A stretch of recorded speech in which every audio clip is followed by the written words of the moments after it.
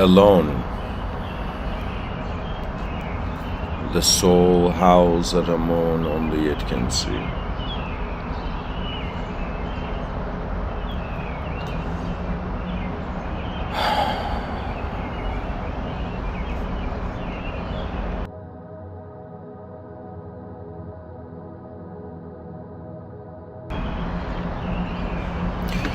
A part of me felt lost, and so this is a very unique episode. Usually when I give these episodes, there's a feeling of certainty, as if my foot's already into the door of the future of where I want to take the talk. But I'll be honest, I had a sort of inner weeping episode, internal episode. And for a second, I just had this feeling as if, I guess the same feeling one would get if they miss a train where they have a ticket for.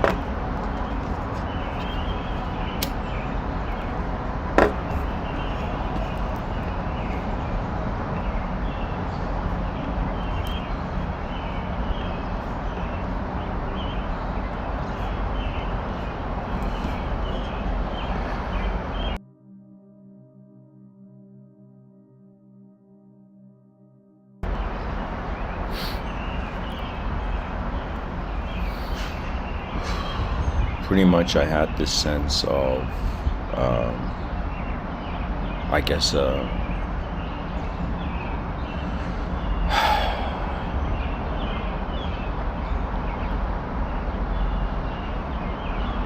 I felt misery.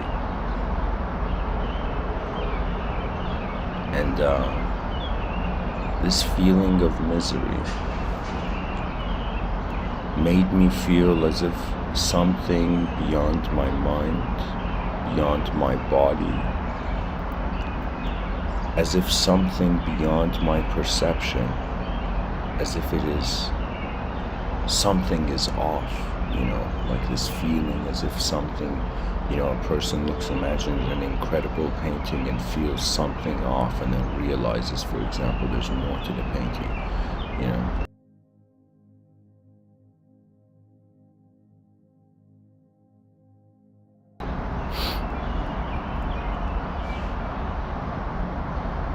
And when I say I had this sort of internal weeping episode, what I mean by that is that pretty much I had my headphones on. I was listening to this incredible song, very heavy emotional song. And as I was looking at it, I was going over this website, and I had searched refuge quotes, just refuge, the word refuge.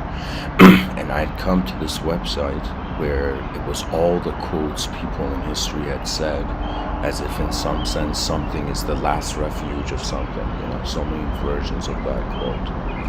And there was a quote from Oscar Wilde that said, ambition is the last refuge of the failure. And when my mind heard this, I felt like a collapse. It's as if, imagine hearing avalanches, but they are behind your eyes, as if something that was maintained suddenly, imagine breaking.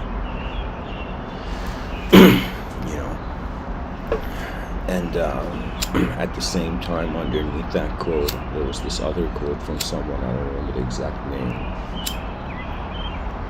But the quote said, our uncertainty is the last refuge of hope.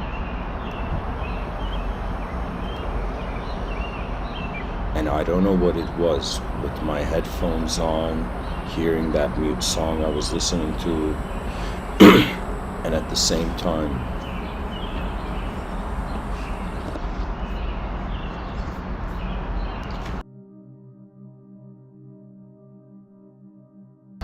my eyes catching those two quotes, seeing those two quotes. I don't know what happened, but I felt like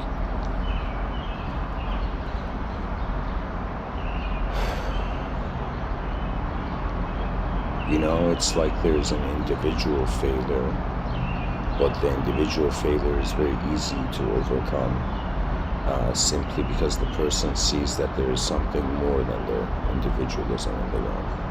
But when there comes a feeling of collective failure, you know, imagine your species failing, or imagine the planet failing, or imagine something beyond your your being, as if being incomplete.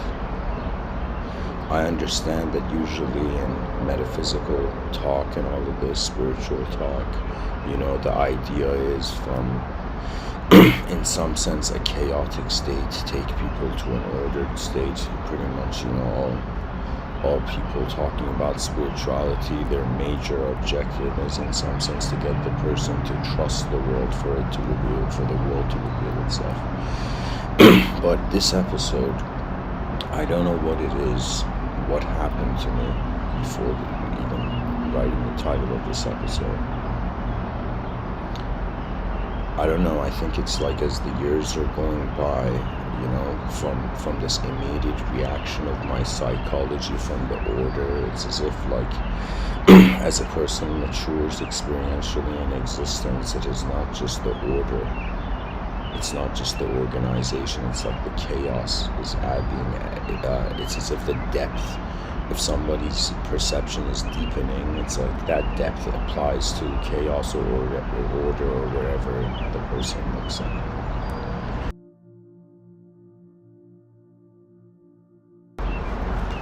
And so I guess for this episode, I want to focus on those two quotes of ambition is the last refuge of failure and uncertainty is the last refuge of faith. And the feeling that these two quotes with the music that I was listening to created in me, I could tell you,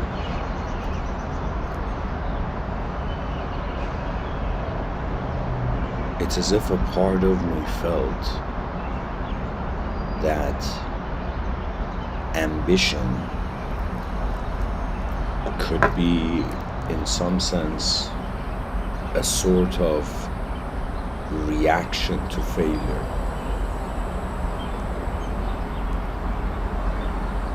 And uncertainty being the last refuge of hope.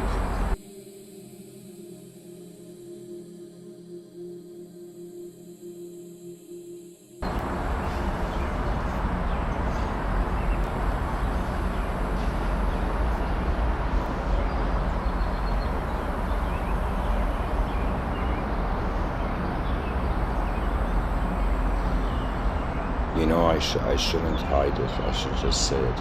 I feel I have failed. Not in the outer realms. The outer realms goes on.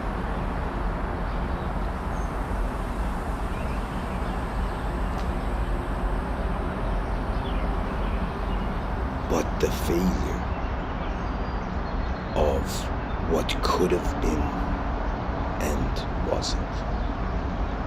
You see, the most remarkable thing about the human life and the mind is that not only it has the capability to give you various probabilities to the moment, but the more probabilities your mind sees to the moment, in every decision, the more it has to abandon. There's this scene where, what's his name? Thanos looks at Iron Man in like the Avenger movie. Endgame or whatever it is. And Thanos says, "You're not the only one cursed with knowledge." And so imagine knowledge being that the world is becoming a bigger place, and when the human being wonders about their relationship with this big place, emotions come in. It's this strange scenario where it's as if we have been born to be attached to the world,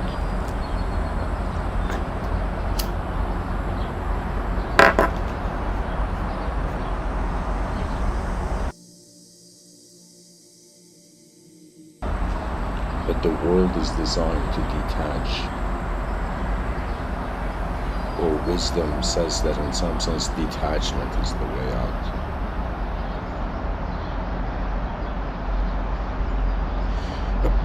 Uncertainty being the last refuge of hope, as if the more certainty a person has, the more reality is being considered unchanging. Knowledge is an attempt to prevent change. What I mean by this is that ideas, as if the world is this next level, is this unstoppable movement, and man's rhythmic access, through the conscious waking state to this world. It's as if our minds are painting, blindfolds over our eyes.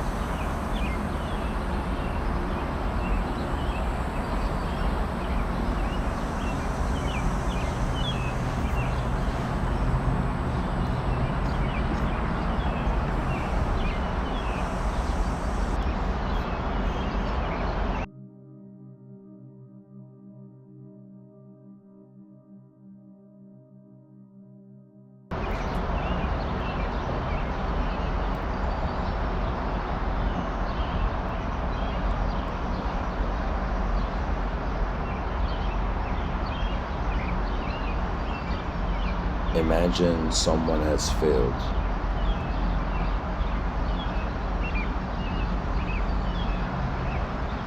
And in some sense, failure means the possible in the inner was rejected in the outer.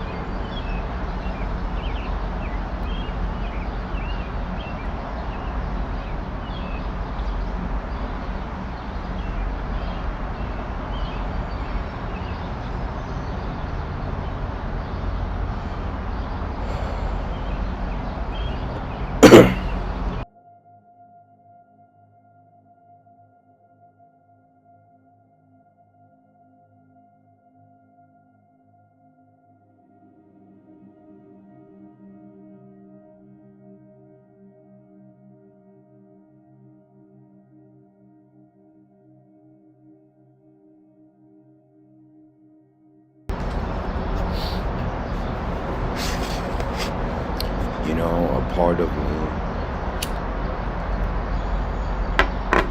feels that existence is a humbling experience simply because it doesn't last. And so regardless of what mighty reward we're given in this changing world, regardless of what we feel, the cosmos owes, it's as if everybody leaves in an empty-handed sense.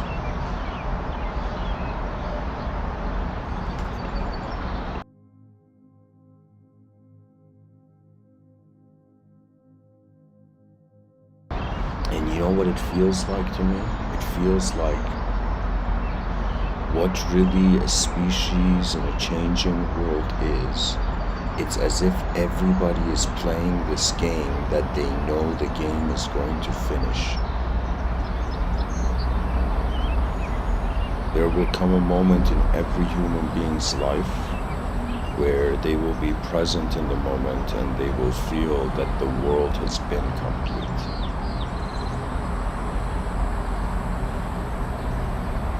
The psychology of man is remarkable. That means it's like even if human beings get to this idea of paradise, they will wonder about the paradise of paradise. There is some force in the human being, let's say the life force, and it is reacting to the massive emptiness and the meaninglessness of phenomenon.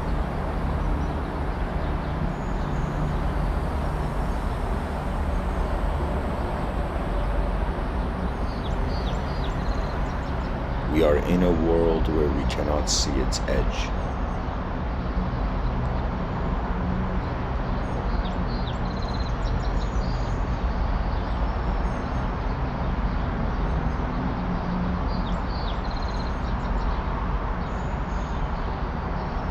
At some point,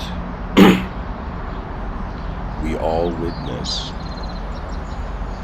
or I shouldn't generalize, let me keep this episode, I guess in the context of,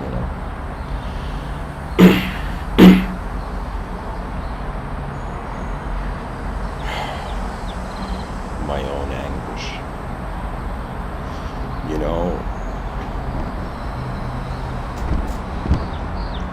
I feel like the inspiration for this episode, sometimes I go through experiences in life and I know exactly what is happening in the moment, at least, to a point that I can make sense of what's happening. But certain moments of my life where certain things happen, it's as if something tapped you on the shoulder and you never saw what it was.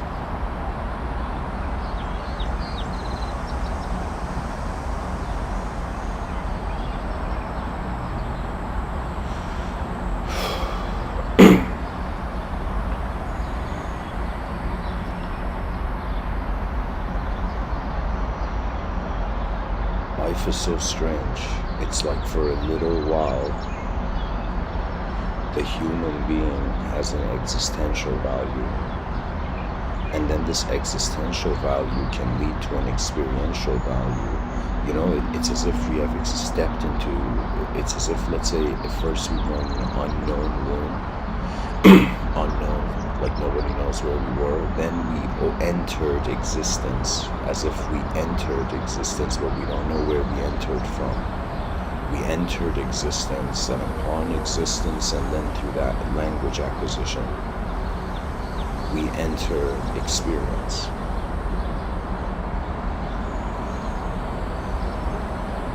And a part of me felt, I have been, if somebody says, Mr. Within, what's one idea that you have been fighting for years, with grappling with, I would tell you, it's the idea of samsara. It's the idea of based on what level of realism, the meanings of the world are present.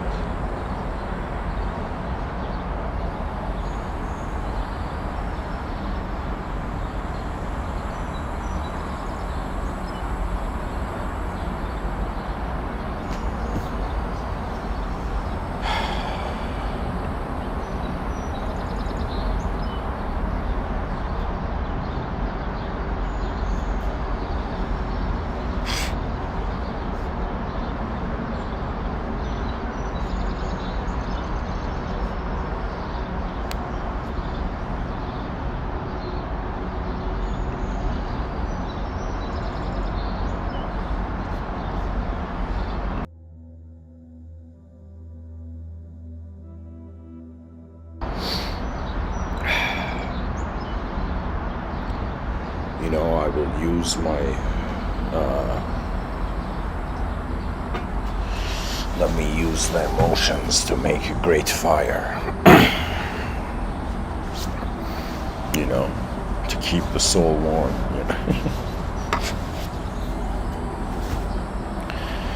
All right, so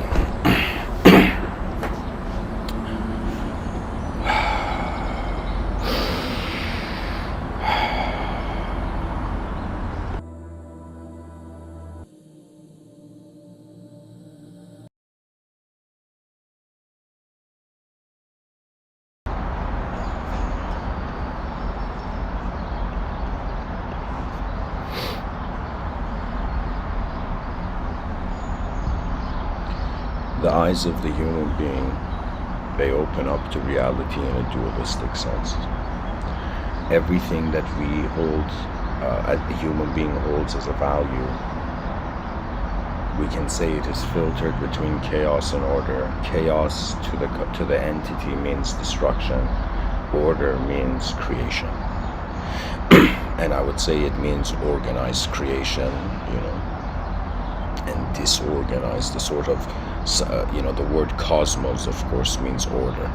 When people say we're in the cosmos, in some sense we are in the conscious order of the mind's interpret. We are the mind's order and the, chaos of the world.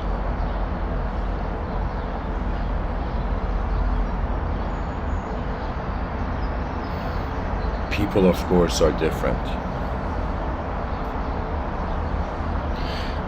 I don't know why my past has happened the way it has. I don't know why, in some sense, the present appears the way it does, and in some sense, I don't know how the future will happen, really. All I know is that there is something present, and emotions apply to a timeless witness, and when it comes to being a creature in time, that is, in some sense, when thoughts become relevant.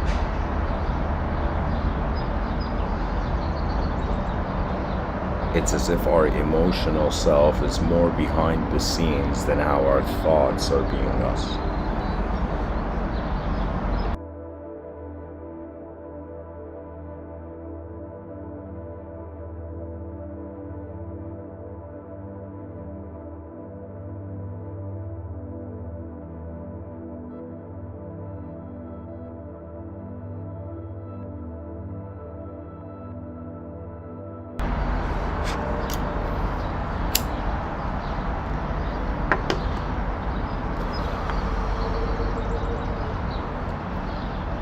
The best, I guess, resolution to an individual failing, or a species failing, or a world failing, is that ultimately whatever happens in life, it will get somewhere. It will go somewhere. It's as if, some people, let's say, are grateful that let's say they've done good actions, they're going to go to paradise. Some people think they've done bad actions, they think they're going to go to hell. Now imagine there's some people who don't in some sense have any idea of paradise or hell, but it is that it's as if after this place we're going to go somewhere else.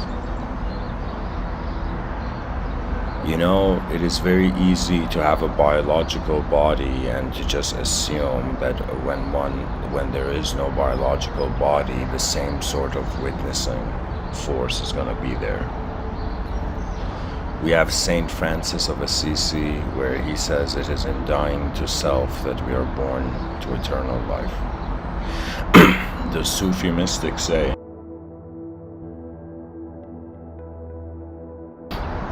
to die before you die. Carl Jung says, confront your shadow. That means anything in the unconscious, bring it into consciousness. So it's technically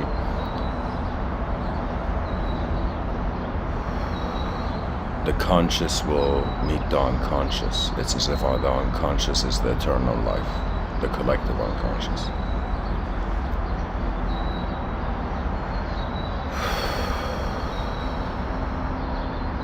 It's fascinating. Light enters our eyes. Or here, let me finish the last point.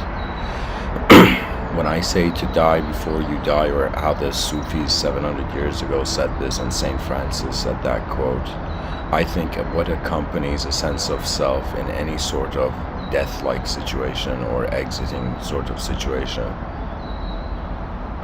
is that when the self dies, when, for example, Saint Francis says it is in dying to self that we are born to eternal life. It's as if when the self dies, in some sense, the world dies with it, the world of that self.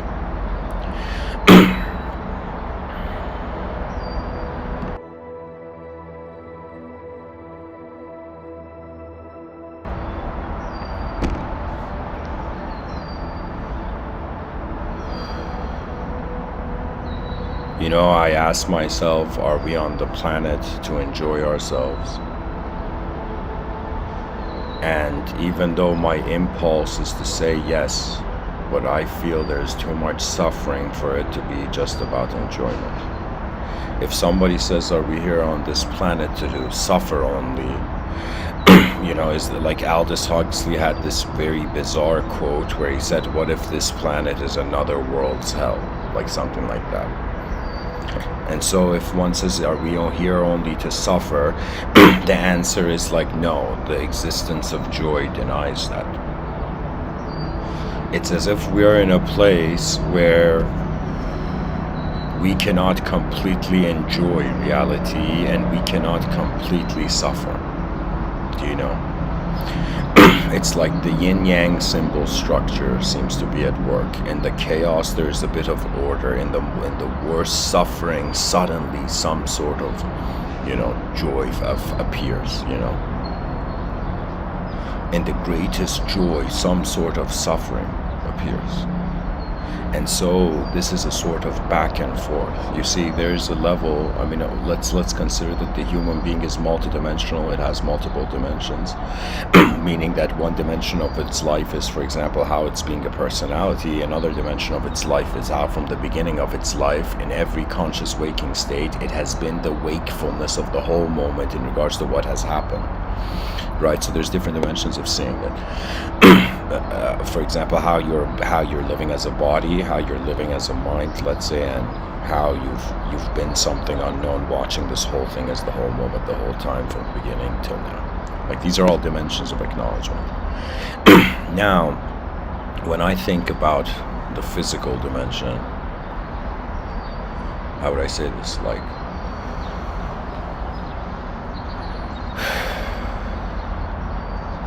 even if we make the best choices, or let's say we make the worst choices, whatever kind of choices we make, we know that the body, and Terence McKenna said this very well, he said the body ends up becoming more and more of an uncomfortable place, and it's as if we are some sort of mysterious attention that has rented manifestation, rented a sort of life in the eyes of an organism. And it's as if while we've rented this space where we're living, the idea seems to be that we find the next place. It's like as if before the lease ends, in some sense we have already found a new place, right? I don't know, maybe this world is kind of designed to, in some sense, give you a couple emotions of success and then reveal its chaotic nature. Maybe it is defined in another way, which gives you a bit of chaos, and then at the end it gives you an incredible order.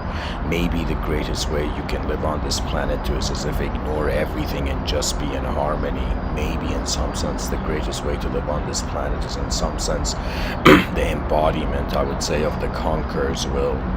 The concept of a conqueror, when a mystic uses it, is very different than, I would say, how, let's say, a politician uses it. To conquer something as a mystic is in some sense to seek the ultimate. But there is always a cost to anything we do. When I say there's a cost, that means it's like if we choose to buy, it's like, let's say there's apples and oranges. If we choose to eat an apple, the cost was we could have had an orange. If a person chooses, let's say, to artificially, religiously be robotically good, it's as if the cost of that is like who they actually were in all that time where they were trying to fit into an artificial mold. There's something about life where, I don't know, maybe it could be that 2022 is a transition point. That means it's kind of like we are, let's say, the pioneers, of what life will mean in the future. I don't know, I just have this feeling that, you know what it is, honestly, this episode is a tribute to how I have noticed a chaotic view of my mind. Usually I do notice the chaos and I just navigate through it in accordance to the feeling of decency I have.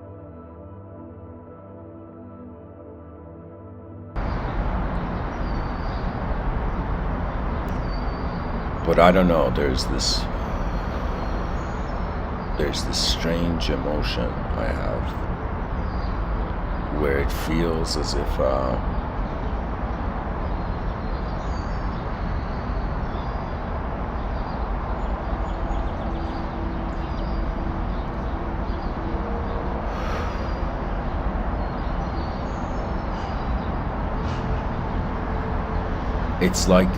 it's like an emotion where the inner realms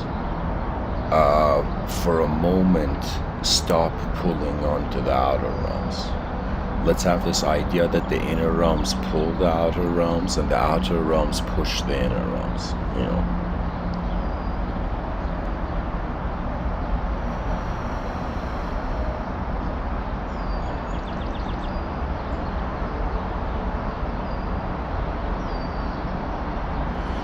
I don't know, maybe maybe sometimes one can say it is refreshing to observe dimensions of failure as much as one observes dimensions of success. You know, it's kind of like consciousness. Every day it wakes up, it's an architect. And based on the days it has had so far, it's as if an architect that has seen like many buildings, let's say a destroyed building, and then sees a building that, like, in some sense is being built, right?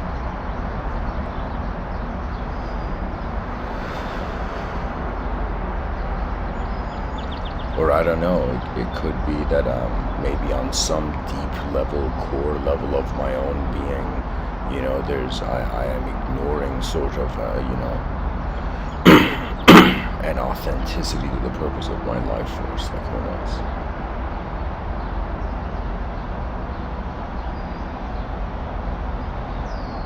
The cool thing about life is whatever we do, it shows us its value.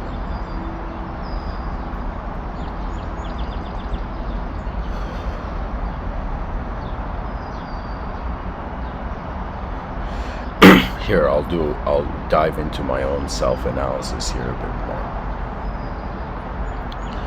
That quote of ambition is the last refuge of failure. It's as if failure is like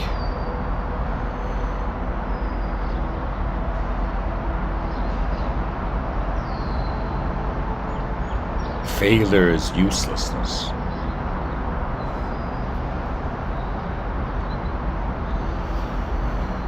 It's like the clarification of incapability. And so, you know, it's kind of you know, in a strange romantic way sad, you know. This sad view that it's like, okay, this creature's on a rock in the middle of nowhere. It looks at the middle of nowhere. It notices that there is micro local joys. That means that if a person, the more, you know how George Orwell says, ignorance is bliss.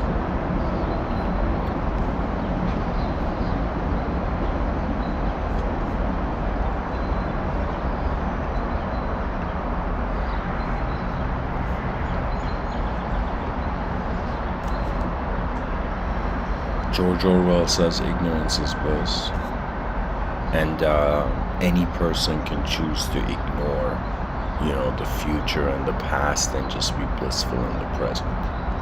You know, we all have an option to, in some sense, be like, fuck the system, I'm just gonna go be like a, you know, leaf on a tree, you know.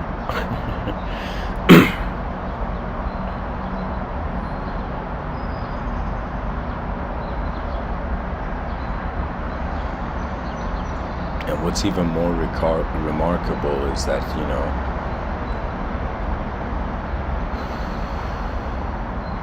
let's say a person is given 10 gifts and 9 of those gifts are great, one of those gifts are not great, and the person's attention goes to the incompleteness of the moment. I mean, what are the options? The human being opens its eyes and feels like, all right, the world is completed, you know. It's as if it's either, you know, the proclaimment of victory, you know, self-proclaimed victory, right? which I feel any person who's emotionally happy, like how would I say it?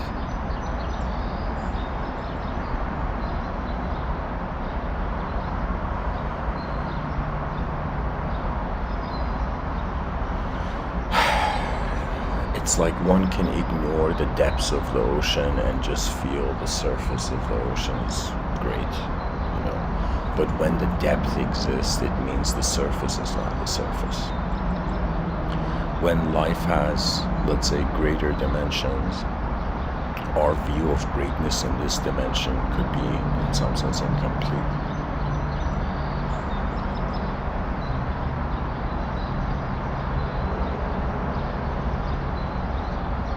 And what's bizarre is that because we have a biological body, because we are in the framework of humanization, it's as if what is death, the most dehumanized experience possible.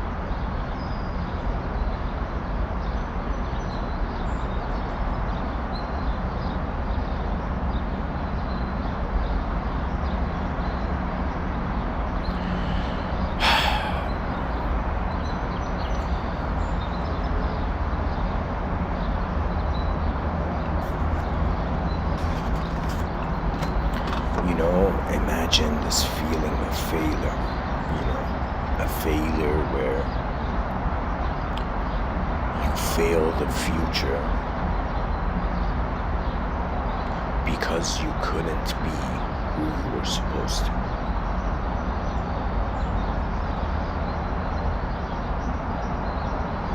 And ambition becoming your last resort.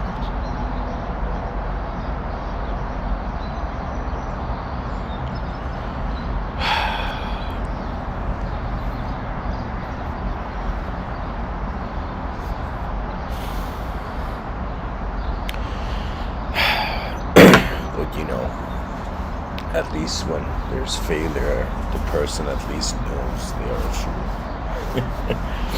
That's one advantage, It's as if the doubt of foolishness is no longer there. The results speak for themselves.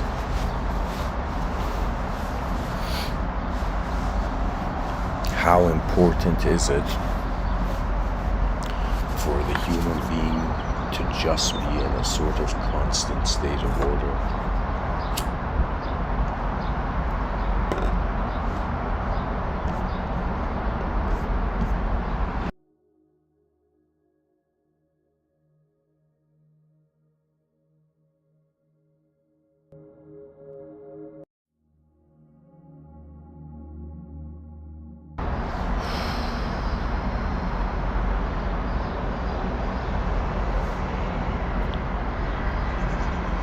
It's strange. It's like we're given a little bit of free will so that we create the illusion for ourselves that we are in control. But when we really look at the macrocosm, it's like, all the galaxies are laughing, like mankind's certainty of his own cloud.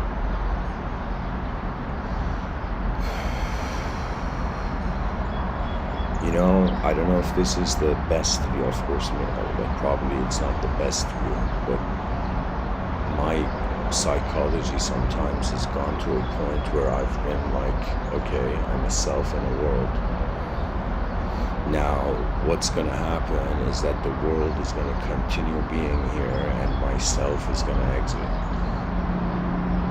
And for example, our whole lives we become fascinated to just move into reality, keep things just real, right? Not realizing that our imagination is the limited time privilege.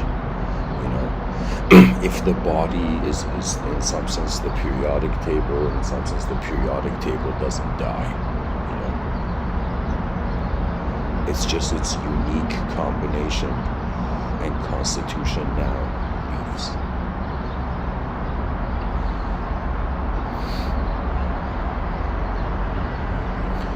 Guys, I'll share something with you. Something which I would say, oh my God, let me see if I can find this. Hold on, guys. Let me see.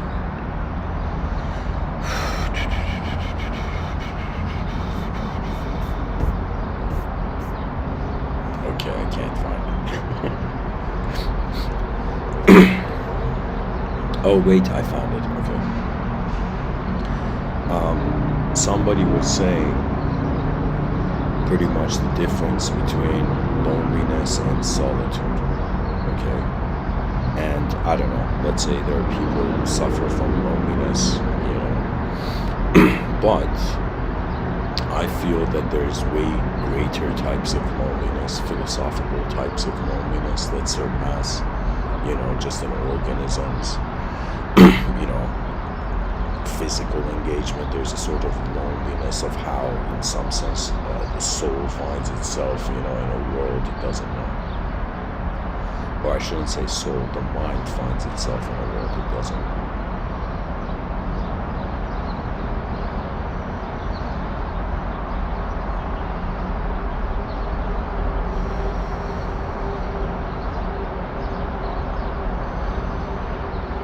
Here, I'll read this from this website. It's from psychologytoday.com. It says the difference between being alone and being lonely. Loneliness isn't the same thing as being alone. Some say loneliness isn't the same thing as being alone. Some solitude is good for you. But being alone needs to be a choice in order to be healthy. That means it's kind of like our suffering is what is not in our control. That means if a person, let's say, they want to be alone, it's as if then it's like it's not loneliness, it's solitude, right? But if somebody is forced into loneliness, let's say they desire the opposite, but they feel they can't attain, so it becomes something where it's like, loneliness.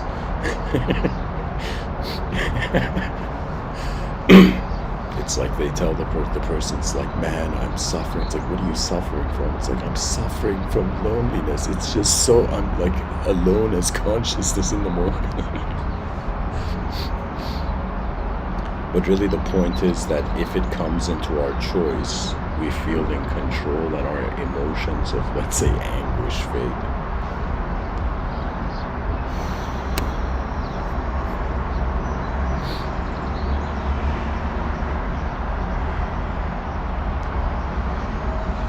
They don't say this, but I think life is all about how you respond to your mistakes.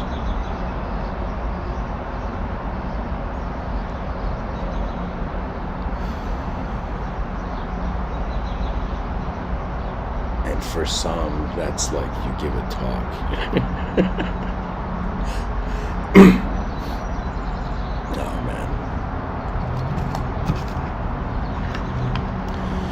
Sometimes, guys, like the viewers don't know this about me. I don't know. I think maybe some people listen to these talks and they're like, who is this guy? But, I'll tell you.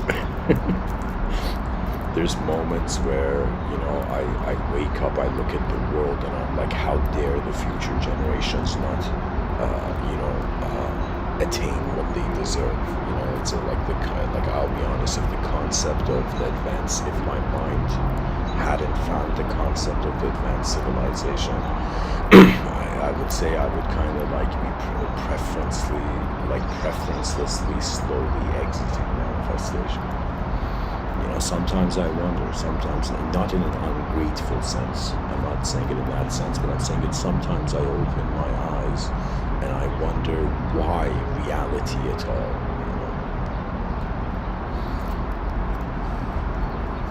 And then I drink, some coffee, and then I'm like, oh yeah.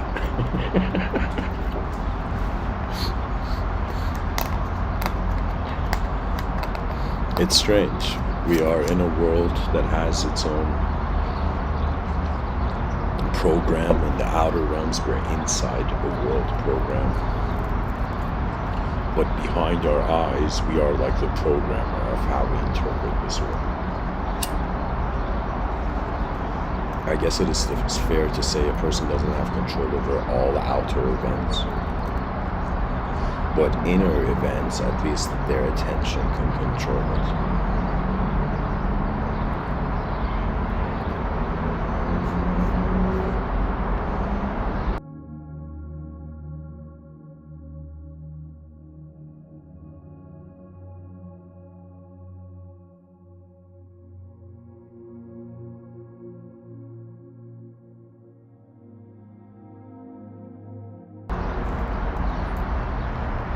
And more than a person having a sort of undefeatable success, it could be that success is how we handle the defeat.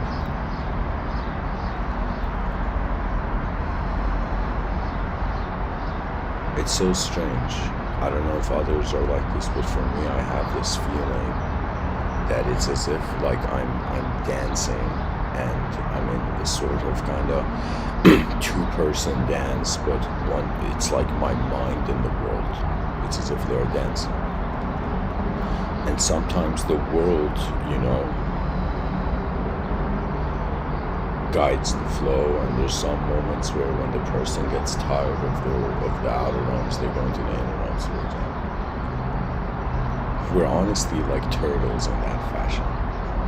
We're like turtles where, our head's out of the shell, and then suddenly when, something feels incomplete, the turtle puts its head in the shell, It's still there in the moment, but it is not allowing itself to be accessible to itself,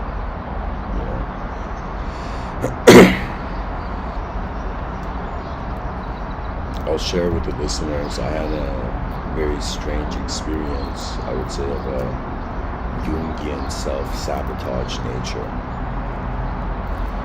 This year I visited Amsterdam, and I found myself in this situation where everything was just so smooth and going great, and then it was as if some part of me, I don't know what it was, maybe subconsciously I felt I didn't deserve that moment or something. It was as if imagine you being in this like very smooth karmic moment, and then suddenly like the pilot ejecting out of the plane, right? And pretty much I pulled myself out of this sort of blessing that was happening in front of me, right? And afterwards, I just had this feeling, why did I do that? Imagine behaving in a way where there's no rational thought, That means imagine from an analytical sense, your brain's like logically going through everything. It's like rational. Then this next decision, imagine you make, is suddenly so irrational that in some sense it has nothing to do. It was as if an emotion teleported you out of like the, let's say, momentum of a sort of rationale.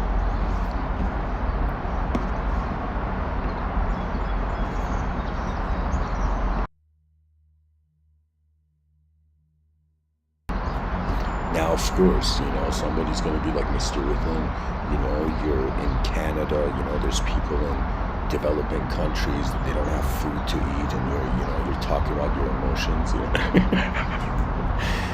And I'll tell you, if all those people had food to eat, they would eventually come to this position, right? It's as if once the physiological levels of life are balanced enough, right, then the person starts living as a proper psychological entity. If the physiological levels are not in some balance, then the mind has two choices. We even see this in the Castaway movie where Tom Hanks is on that island, and Tom Hanks is so alone, right? That's a sort of loneliness, being stranded on an island. If somebody went to an island to meditate or live for the rest of their life, there wouldn't be sort of loneliness. It would be like a kind of conscious solitude. But let's say the person was stranded on an island, so unconscious loneliness, And what does the character do? The character is not around other human beings. So because it's not around other human beings, the mind has two options. Either stop being a human being or create still inner models of communication, right? It's as if, our society and culture acknowledges that when people talk to themselves, right? I don't know, I think there was the scholar who said thinking is actually the mind talking to itself. Somebody had said that, but but I feel it's as if like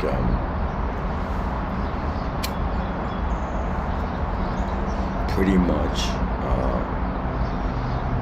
if in the outer realms something is denied, or imagine somebody, this young child like loves the piano, right, and has no way of coming to access to a piano, right, getting access to a piano, and what ends up happening? The child closes its eyes and visualizes like its fingers moving in the air as if it's pressing the keys of a piano on its mind. It's as if something that cannot be completed in the outer realms, the last resort is that the mind tries to create it. Sometimes I feel what hope is in some sense the mind not giving up on the continuity of the moment, of the whole moment, right? While the body maybe has discontinued. When I say discontinued, I'm not talking about death. I'm just saying it's like when something in the outer realms can't go forth, at least in the inner realms, the mind is trying to experience it that way.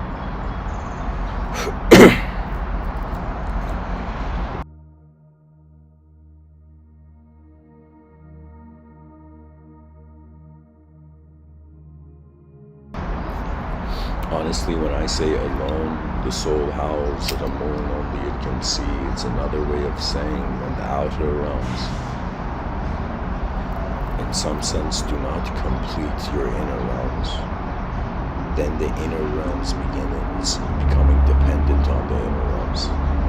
And it's another way of saying, it's kind of bizarre, but it's like the less we use our bodies, we become minds. And then the desire would be to manifest. The more we're just manifest bodies, the desire comes to be mind, and the cycle goes on and on and on as long as there's the desire of the next.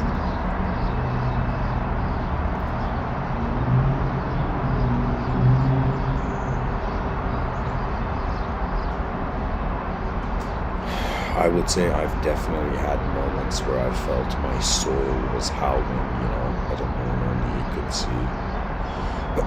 In other words, a sort of, awareness of one's isolation. Because let me say it this way. Even though human beings, they station themselves in outer realm communication and whatnot. But it's like there's a part to every person that nobody else can ever see. This is the reality. We all have a sort of hidden sector of space behind our eyes.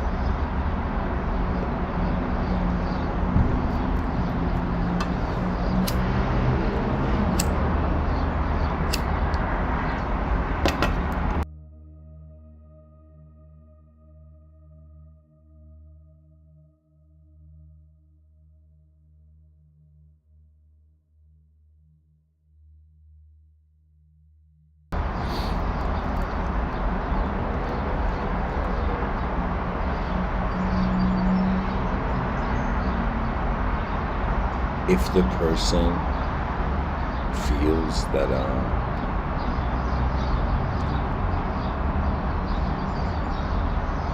if a person is convinced by, let's say, the view of one moment, let's say a person is convinced that they have failed, and then I guess the quote makes sense that uncertainty is the last refuge of hope. As if the person has to become a little bit uncertain that they have failed, and then it's like that percentage becomes hope.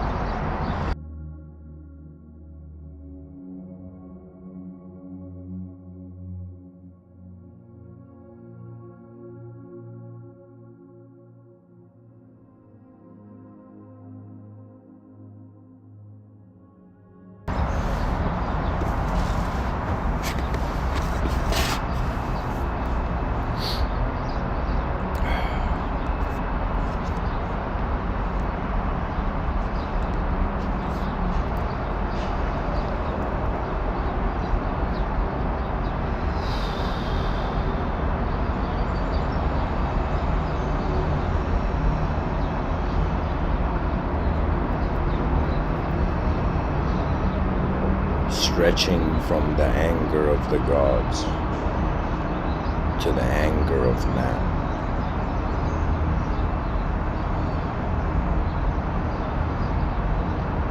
From the failure, of man to the victory of the gods.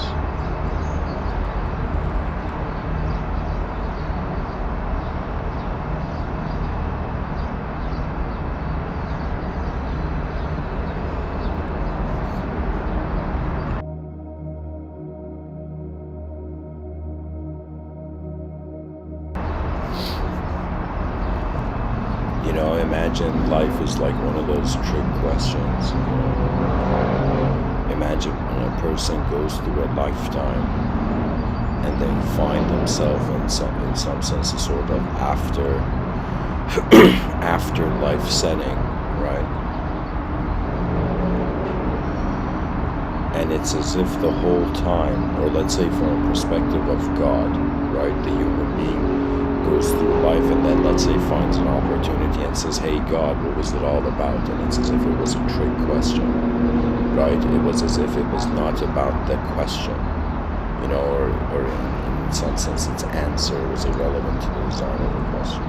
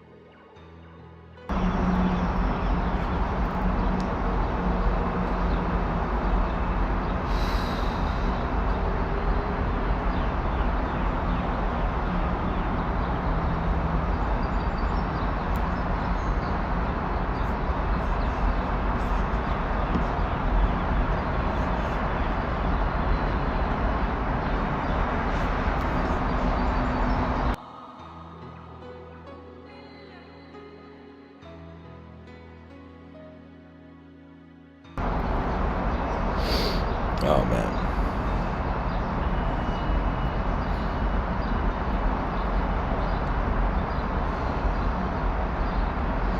Technically, if we all had an ability to change, we would not suffer.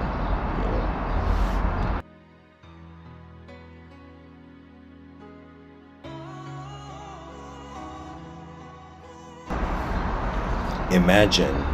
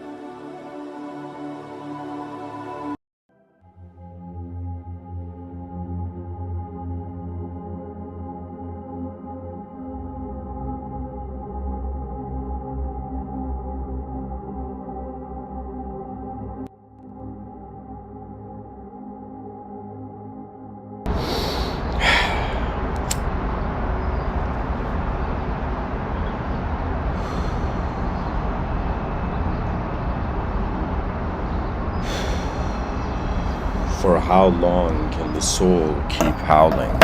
You know, for how long can a species suffer because of its circumstance? What I wanted to say earlier is imagine that in the future, human beings have an ability, I think it's called vertical gene transfer, I don't know the exact terminology, horizontal, vertical, I think it's horizontal. Pretty much in the future, if there was a sort of adjustment to the human DNA, it's as if we would have a capability of to see something and to become it. So imagine in a parallel universe of Earth, let's say a couple hundred years from now, they have created a technology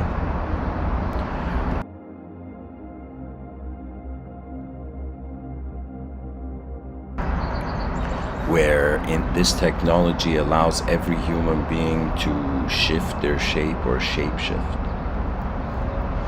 And so imagine what would happen to human individualism and human physical suffering. You know? Like imagine the first 100 years after shape-shifting genetical technology has been developed. It's as if like every human being would be like, of course I want to look beautiful, I want to look like, you know, whatever the magazines are showing, you know. And so imagine everybody shape-shifted, and okay, here, we got to consider two factors. Let's consider an immortal species. that means let's imagine a being that doesn't die and can endlessly shapeshift. It would be as if this being would change its shape to all the context that the outer realm says. Let's say an immortal being lived like, let's say, a couple thousand years just listening to the outer realms, just being told what to do by the outer realms.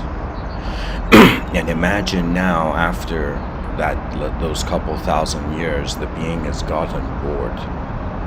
That means what will happen when we become beings, let's say in that parallel universe, where it's as if for thousands and let's say for 100,000 years we've just been this shape-shifting immortal creature.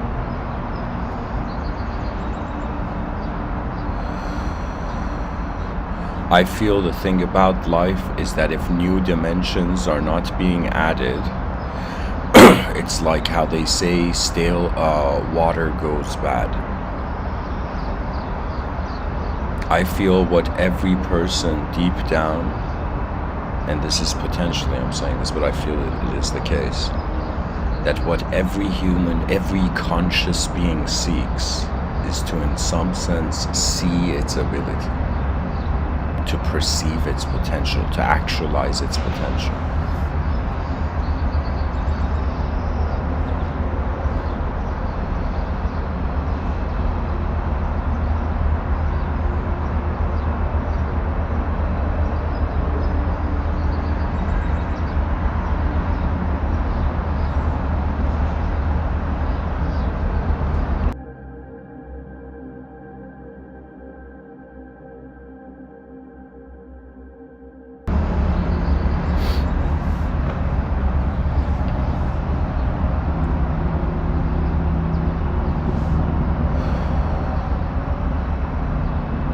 Sometimes it's a mystery, you know, not just why our thoughts are here, but why our emotions are here.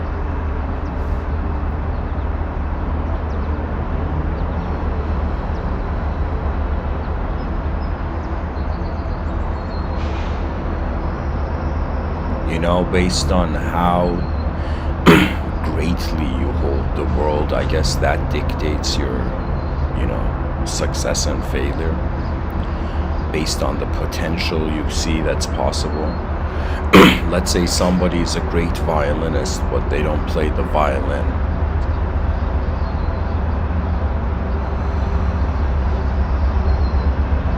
And now let's say we look at a species and we see a great species, but it is not living great. Not the individual, the species. beautiful thing about being a human being is that the idea of our species is our like collective self. Right now, our collective selves are not psychologically connected. Everybody's mind seems to be stationed in their body. But in the future, in some sense, inner realms can be connected. And all those people interested towards, telepathy, they're going to realize it's like drops, wanting to get to the ocean. But when you get to the ocean, you cannot be a drop.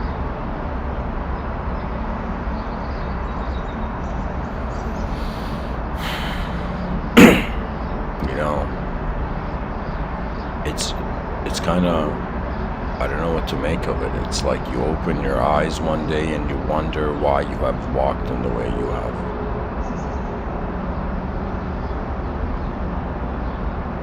And if the purpose of life was only for the free will to succeed, then the free will would have been in a universe where it couldn't be defeated. There's something way more than everything we're seeing going on here.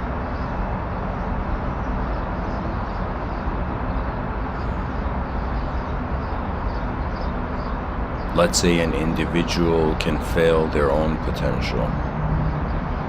An individual can fail the potential of their species and a potential of the world,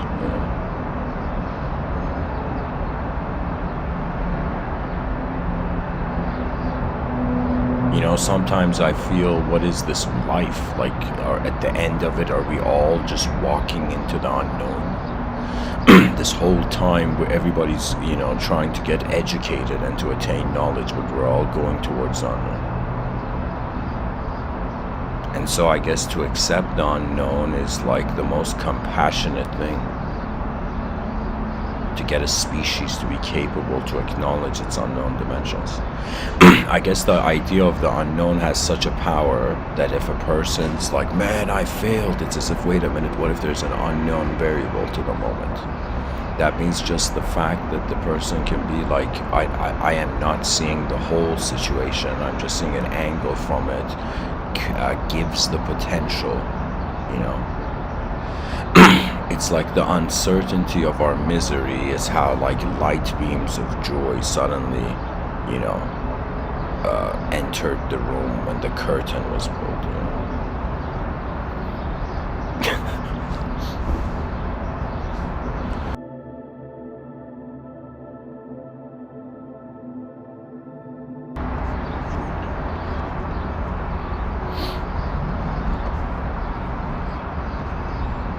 I think I'm changing songs so much, the viewers are like, alright man, just choose me.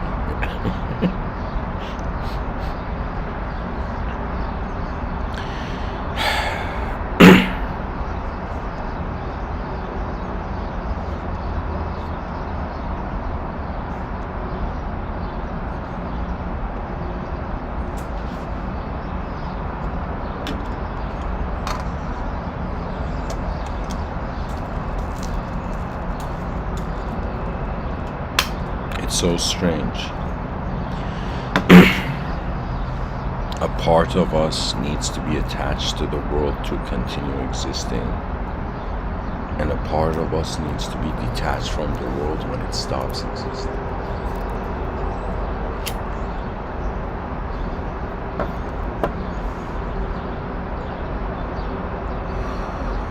Is life all about a sort of maintenance of, a decency?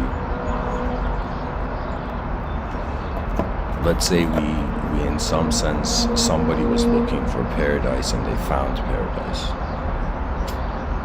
For how long could they just be in that paradise?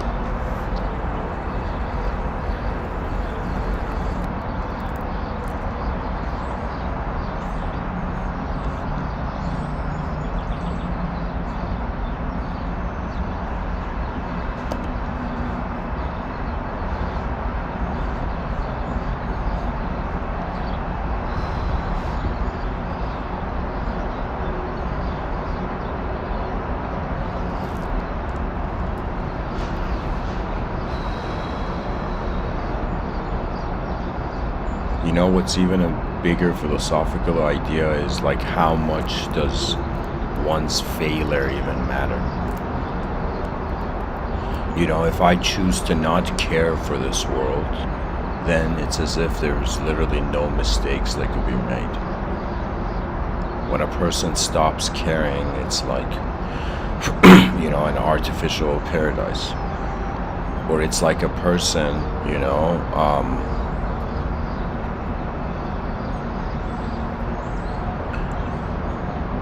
I don't know. I'm just trying to think, like,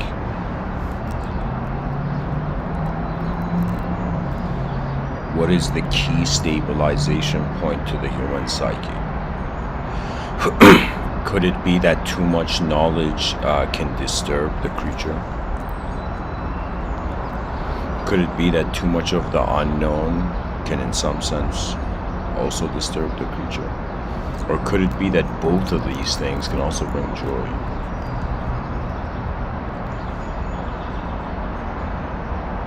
You know, imagine if you look at, I mean, not imagine, but like if you look at life from the dimensions that are at like concentric circles. The first inner circle is the self, the second outer circle is the species, and the third outer circle is the world cosmos. It's as if when a person, let's say their sense of self and their sense of self-worth reduces to zero, the person feels not they're at a 0 point, they just literally feel like the number 0. Yeah.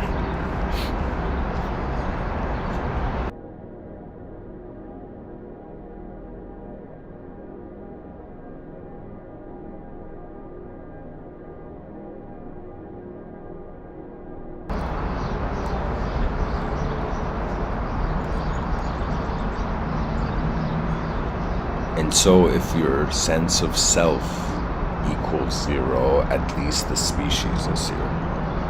You know? I think a huge part of how the human psyche handles misery is that in any dimension it does not have control, it tends to serve. Like, what is the pattern we see?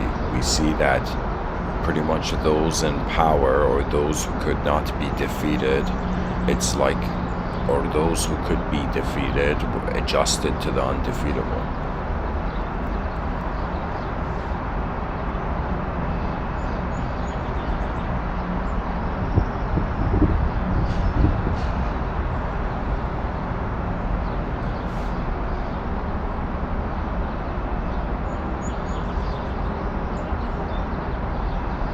You know, and sometimes it's true. There's something in front of us and we don't see it, and suddenly, you know, the eyes close on the beings elsewhere.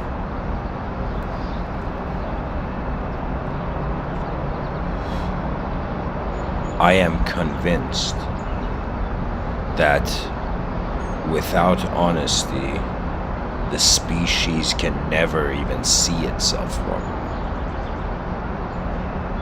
And honesty doesn't mean 24/7 order. If somebody's being good, like they feel like they're a good person all the time, then it's like some sort of robotic shit going on. You know?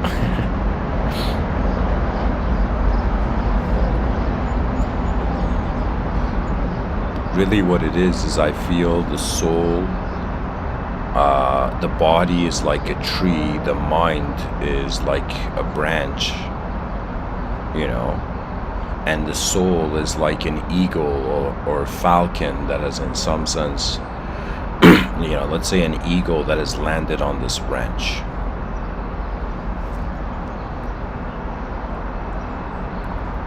The body, the tree, doesn't go anywhere.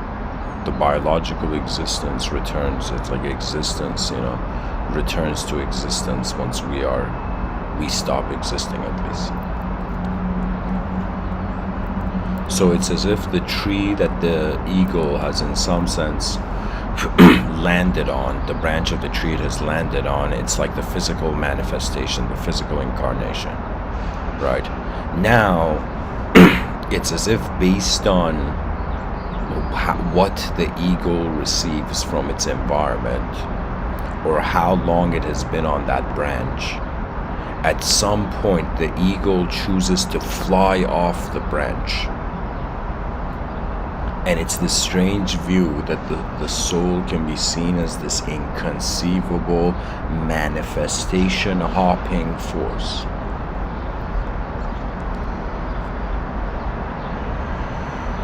It could even be the case that what we think, like right now we think the human life is the only deal, but in actuality, this earth that we're all in is one parallel life of the soul.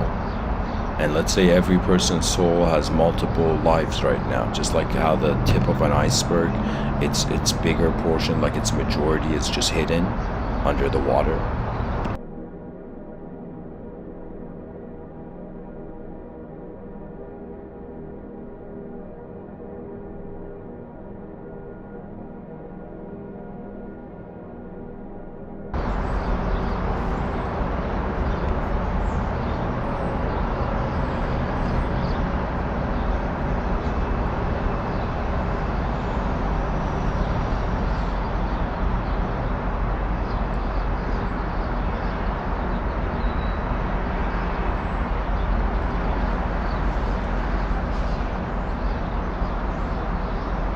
Or maybe the purpose of life could be just to understand fear. It's as if the purpose of the earth plane is not to give perfection, but to show that upon the acknowledgement of imperfection and perfection, when we acknowledge the whole spectrum of possible movement of manifestation, then manifestation is free. Just like, let's say, a dancer needs space to break dance or something. Let's say you're a break dancer that wants to do the air track. So you need space around you.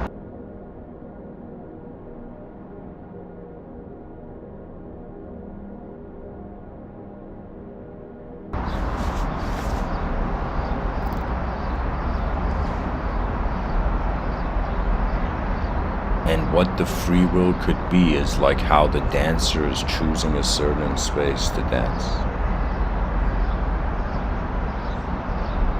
I ask myself, what is being my body? And the only answer I find is the mind. Aside from like the body being the whole universe. That means if somebody says, what is the whole universe, a possible answer could be that it's a moment of mind.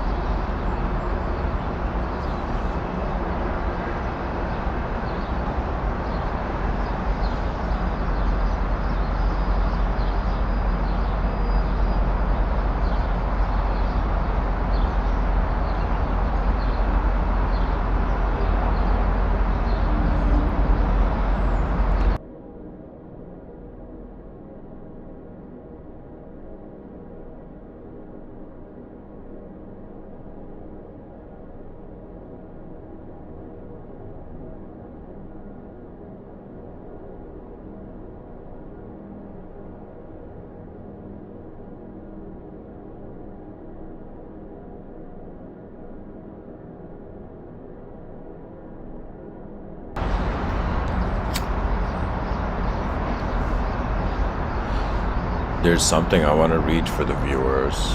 It's something that Carl Jung, it's attributed to Carl Jung.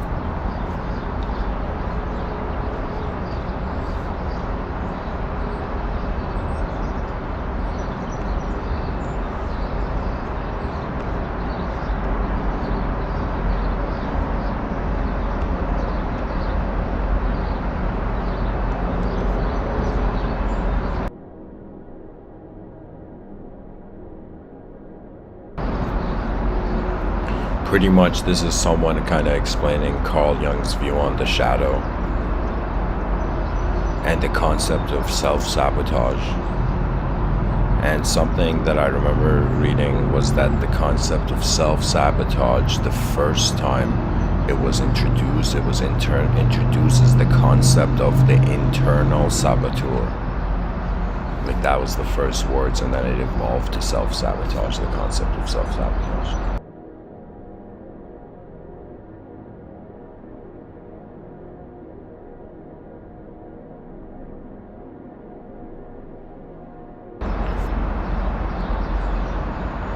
This is what the passage says. Most of the ways that we self-sabotage are unconscious. The characteristics that come into play are often those that Carl Jung referred to when he spoke of our shadow. All of us have degrees of every personality trait possible. Some we are comfortable to own, others we are not. And I would say, I guess this anguish that not anguish, or maybe anguish, I don't know, like this feeling of that inspired this episode, it's as if kind of like my mind in the inner realms seeing something possible, but in the inner realms, in some sense, it's like how it's saying here, like all of us have degrees of every personality trait possible. Some we're comfortable to own, some others we're not. It's as if my mind was not comfortable to own, a realization of my own personality. There's chaos and order within everybody. You can see the youngest children, even without being conditioned to speak, being violent and cruel. I saw this. One of my younger cousins, he was such a violent and cruel kid when he was young. But after, when he hit the age of 10 or something, he suddenly changed into the opposite.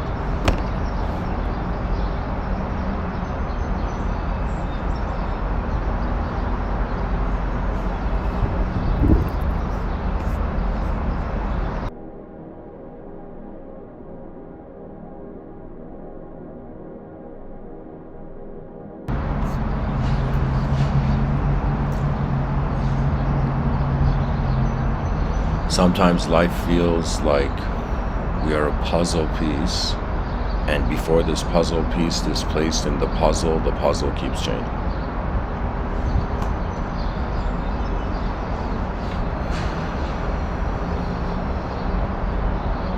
Sometimes I wonder what my soul is waiting for. Is my soul waiting for my mind to, in some sense, feel like it's in the driver's seat? Is my soul waiting to, in some sense, realize the body is like in the driver's seat? Should the soul be in the driver's seat, as if should the person live in a way where they're like escapism, I'm going to transcend manifestation,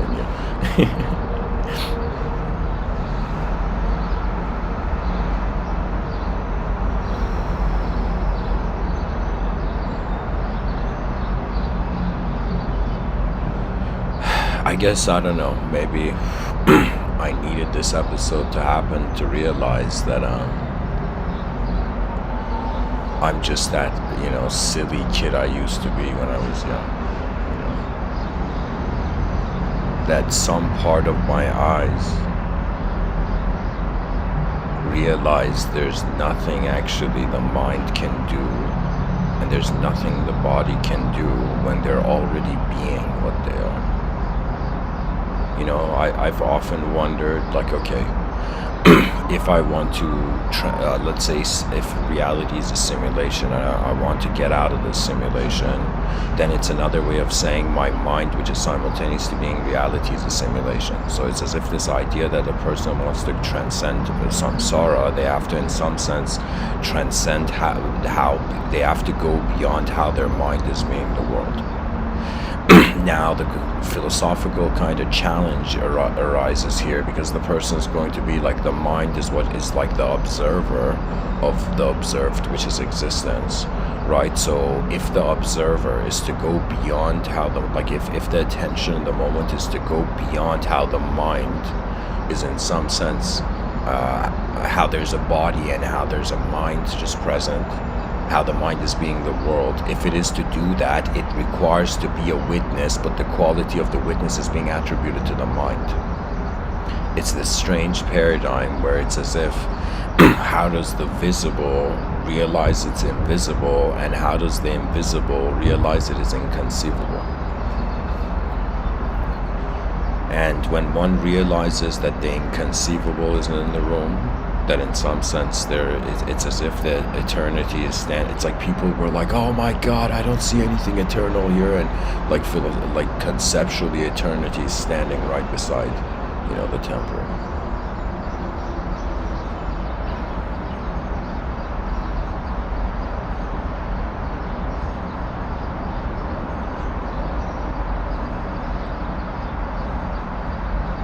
What do we do after the mind and body have been, let's say, fully experienced? Let's say right now, whoever's listening to me, that it's as if the moment was blessed, right? Regardless of the content in it, and everybody had successfully, they had attained the most advanced experience of the body, and they had attained the most advanced experience of the mind in their lifetime. It's as if upon reaching the advancement of the body and mind, there's two options. You either exit being a mind, or you use the mind. You create something the mind has not created before. Pretty much the options are being eternal space or infinite matter. Now we're saying if the mind is how eternal is, it's like if the mind is how space is identifying with matter, with the content that's in it. It's as if now, if space was the content, what would be technically the space of space?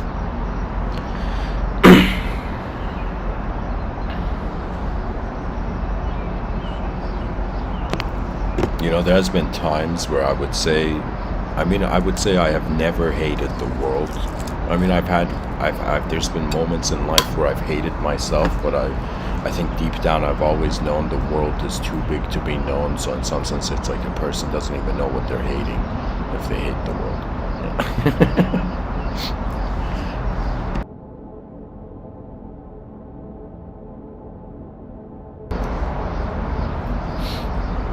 A person, let's say they hate their self, and in hating their self, let's say they are subconsciously seeking, the love of self.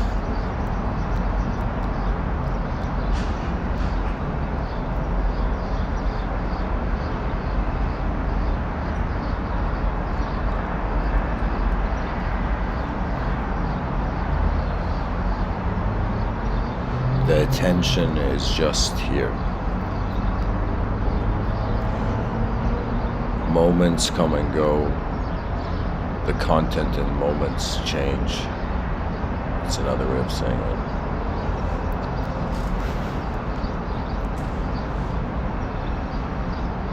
Motivated by the potential of the better, we advance from the lesser. But what sort of true acknowledgement does the human being need in this current, let's say, earth, right?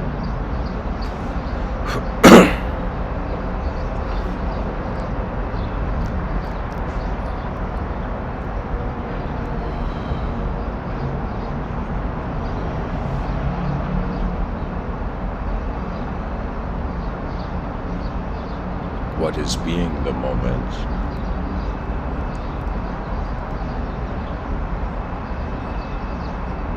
It's like technically, if our mind is space, space can't suffer because it doesn't have shape, and what suffering is the unconscious change of shape. Let's say somebody, walks to, let's say, a grocery store and opens the door of the grocery store and goes in. Okay, now imagine somebody's being pushed into like a grocery store. It's as if for the person being pushed into the grocery store who doesn't need groceries, it's as if suffering. Why am I in this moment that my ego feels I don't need? Right? What if the person wanted to go into the grocery store, suddenly the karma would fit? Right? And let's say the concept of reincarnation from a Buddhic perspective, it's like something has pushed, the human being into a position. Imagine some force has pushed us right in front of the grocery store door, but the conscious lifetime is how we actually open the door ourselves. I think the idea is that if we don't, if consciousness doesn't feel in charge, in some sense, the value system of can go to zero at any time. In my talks, I've repeatedly said this statement: mysticism is not for the faint of heart. Why? Because it is how we're wondering what is beyond the world. It's as if there was metaphysics, and now imagine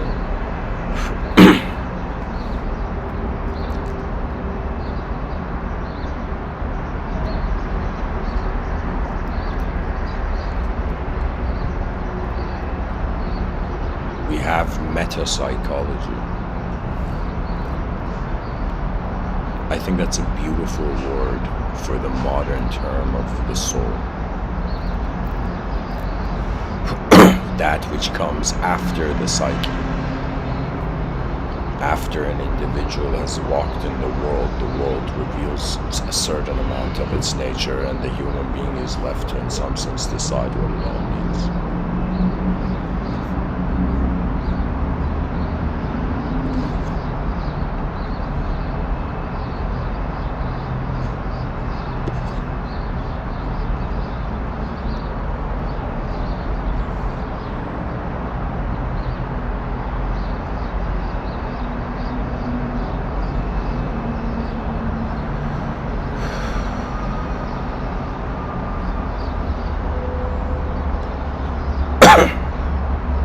Sometimes I feel, it's like look at how remarkable life is. That a person can feel sometimes that they just want to let go of all their desires, be in a sort of effortless peace. And then there are moments where the person, in some sense, wants to go for the infinite journey. Like, really what mysticism is like somebody on a roller coaster being like, why am I on this roller coaster? Why are we consciously active as creatures? Why is there even a creature in the middle of nowhere? Why couldn't it have been just like planets, like nothing else? Just giant celestial objects in space. Why did there have to be, in some sense, like creature? And now that there is creaturehood, what great resolve can temporary eyes, let's say, filtered through memory, find? Like we're honestly like creatures in a world too big than our lifespans. We are literally in the middle of a giant film, and when we wonder about who is directing it, in the outer realms we don't know, in the inner realms we know that at least it's the knower, but what is behind the knower is unknown. Guys, I have reached a point where I feel I need to renounce my mind.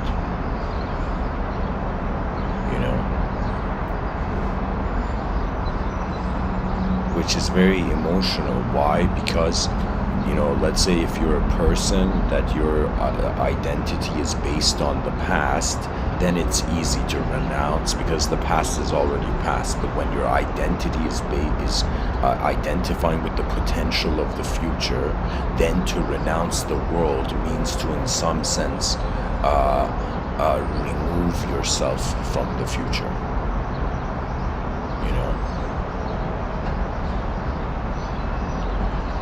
Sometimes I feel like, is this some sort of, supernatural cruelty that creation has to experience its own destruction. Like on some level, it's too bizarre to make sense. We 4.5 billion years of unconscious evolution. We didn't even know, let's say, that we were like we weren't even an individual to ourselves as creatures, and there was no suffering because there was no consciousness of personality to suffer. Right, there was no human storyline for there to be some sort of self to suffer, right? And it's as if from this unconscious evolutionary cycle, what was the point? It's as if evolution, we evolved 4.5 billion years just to notice how we're suffering. Like, how fucking hilarious is that? You know, it's as if nature, what are you doing? You know, and nature's like, all right, this creature that is mindlessly acting in accordance to just the universal forces of nature, I'm going to give it a mind to see its own suffering. You know, I guess for the first time right now, I am realizing it's an evolutionary privilege to notice we are suffering, or to even be capable of acknowledging that there's even the concept of failure. That means it took us 4.5 billion years to, in some way longer, to in some sense, be like, you know, oh man, victory, failure. Victory, like the concept of victory, I think it was an evolutionary psychological discovery to the same level of the future.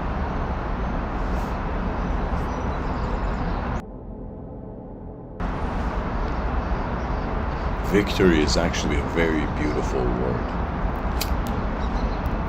And you know, imagine a victorious story could be called a Vic story. Man.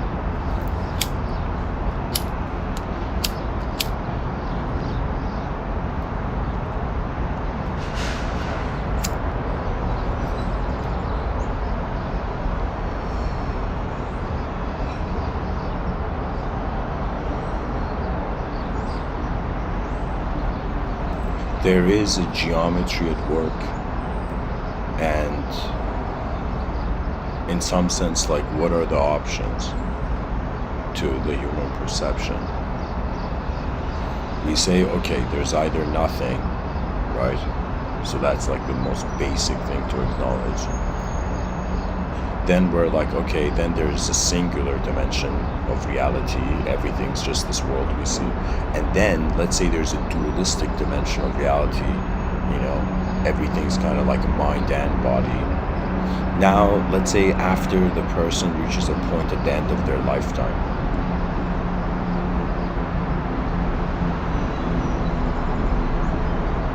it's as if the option is, they either go to nothing, or they go to, you know, it's like a jumping from the number 0 to the number 1, 2, 3, and then to infinity. Like, there could be so many different levels. It's as if a person, I'll tell you something. Once I had a dream where in the dream I was like this person running, and then suddenly I turned into 3 people, and from the eyes of all 3 of them at the same time in the dream, I saw myself running in different directions, right? And then it's like the idea came to me where I'm like, okay, so let's say beyond this lifetime, if there is the potential of an afterlife, am I going to be a singular entity? Am I going to be in a dualistic realm? Is it going to be in some sense multidimensional? Is it going to be beyond, you know, this?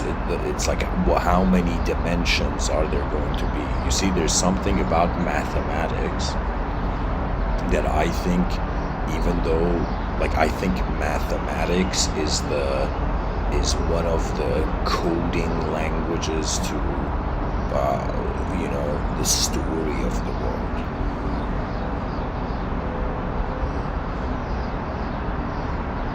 Mathematics is more ancient. It's like the most ancient language. Without mathematics, we wouldn't even know, like, you know, what 2 separate words are.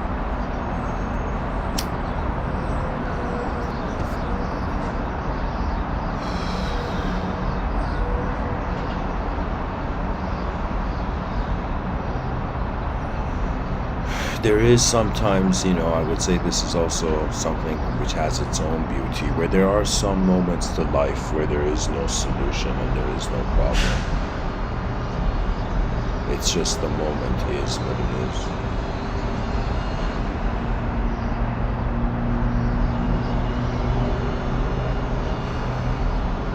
The greatest thing we can do is in the outer realms as a species to build a system where there's so many backup systems that we start reducing the failure of the individual.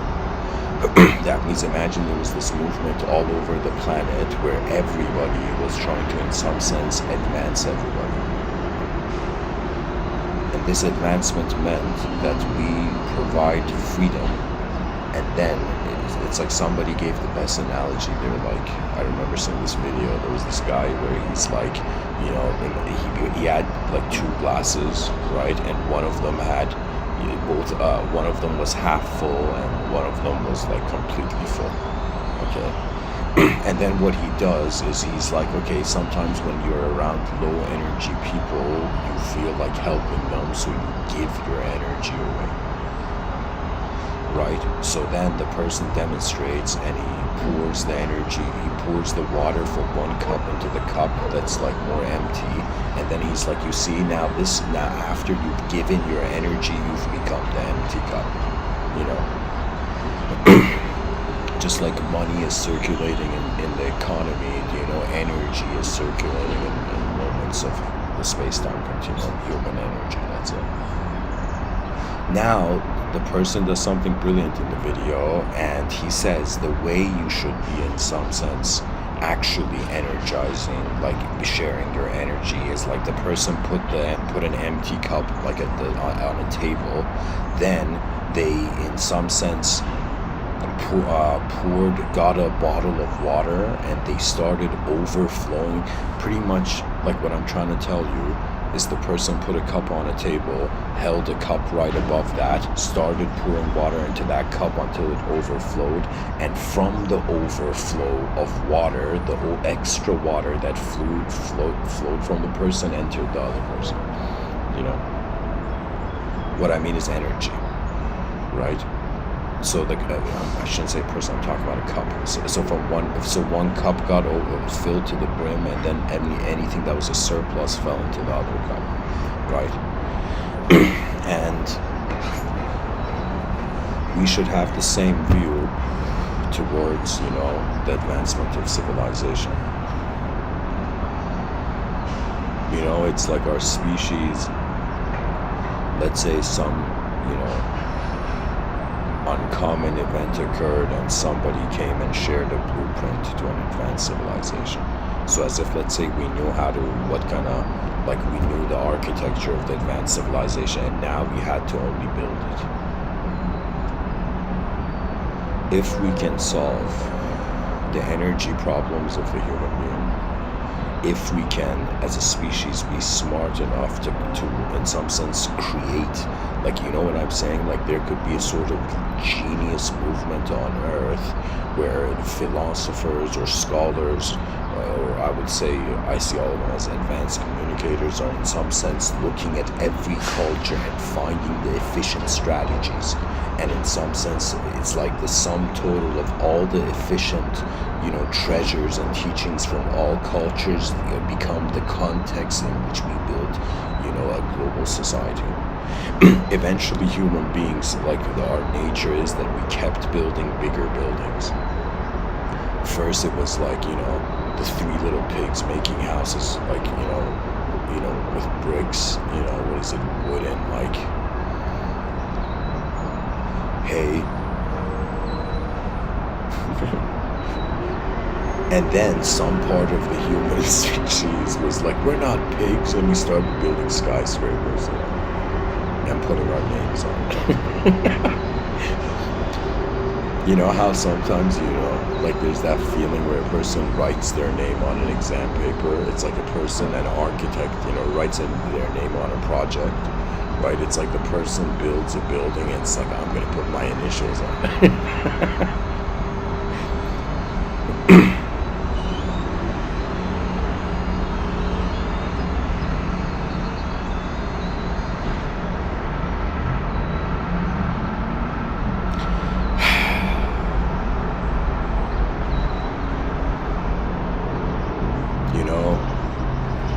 guess sometimes maybe, I freak out in small doses,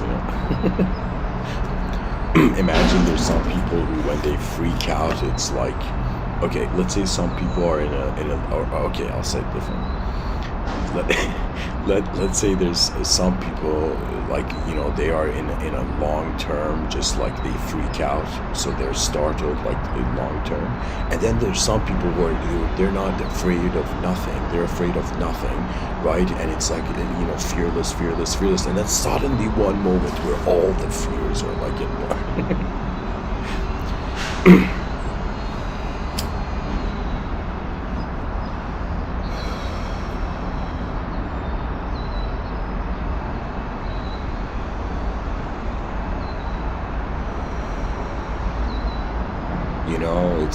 I have this view that maybe the idea of self-sabotage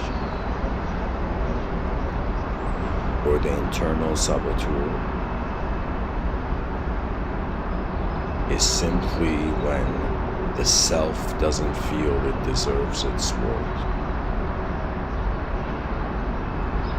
And we feel like, look at how fascinating the nature of the human being is, that if it does something very wrong, some part of its nature, like some part of its system, in some sense can't ignore it.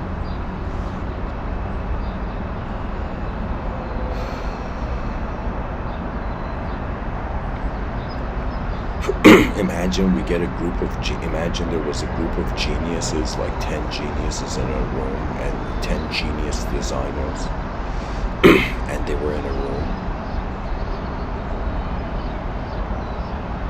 and instead of these 10 genius designers working together to build something, imagine they started fighting. Everybody was punching everybody, and somebody comes in this room and it's like, genius is being stupid.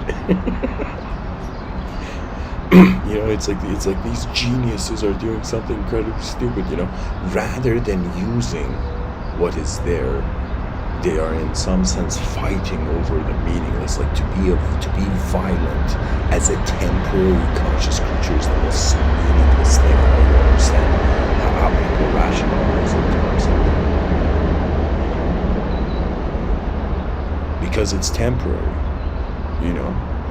It's like a person can be the most evil, like, archetype on this planet, and they're gonna feel like powerful or something. But then it's like, hey, we're mortal creatures, super unnecessary. Right now we have the advantage of communication. I mean, honestly, in this episode, I've kind of lost hope for myself, But I'm like, the species can succeed. Oh man.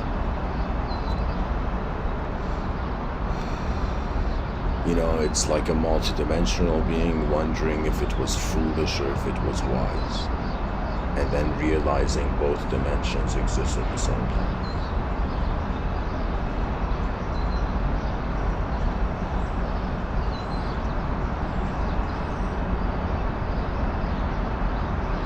I have had moments, and I'll just share it so it's just, archived in the vocal. Let's say collective unconscious or collective consciousness. There's been moments where I've really not known, like, what to do, and I have just stared into the abyss. And in those moments, it's as if, like, when the body, in some sense, doesn't know what to do, when the mind doesn't know what to do, it's as if, like, the whole world is waiting for the soul's next step. Imagine your body and mind through endless manifestations awaiting to see. It's as if it's as if our mind and bodies are waiting for our souls.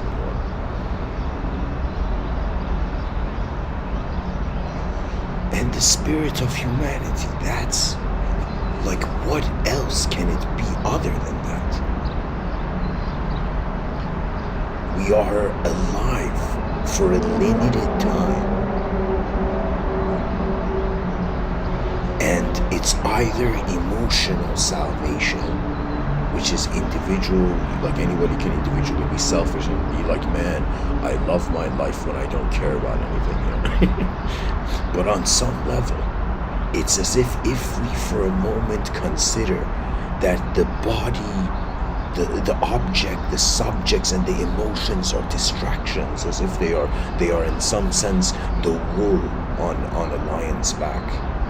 It's as if we are all waiting for the lion's roar.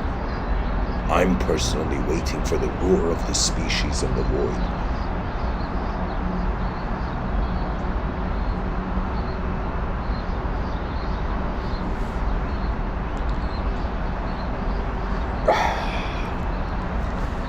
This is the bizarre thing. Imagine there's a bunch of lions and they're all dressed like sheep, and there's a shepherd, and the shepherd is like, you're all sheep, you know, you're all sheep, you're all one, love each other as sheep, you know. And the lions are like, yeah, we're gonna love each other as sheep, we love this sheep world, you know, let's find peace in this sheep world, let's forget about like if we're ever lions or not, you know. And imagine there are lions outside of this fence where this shepherd is in some sense telling these lions they're sheep, and they are roaring as if the direct experiences of life are louder than any idea that could be said.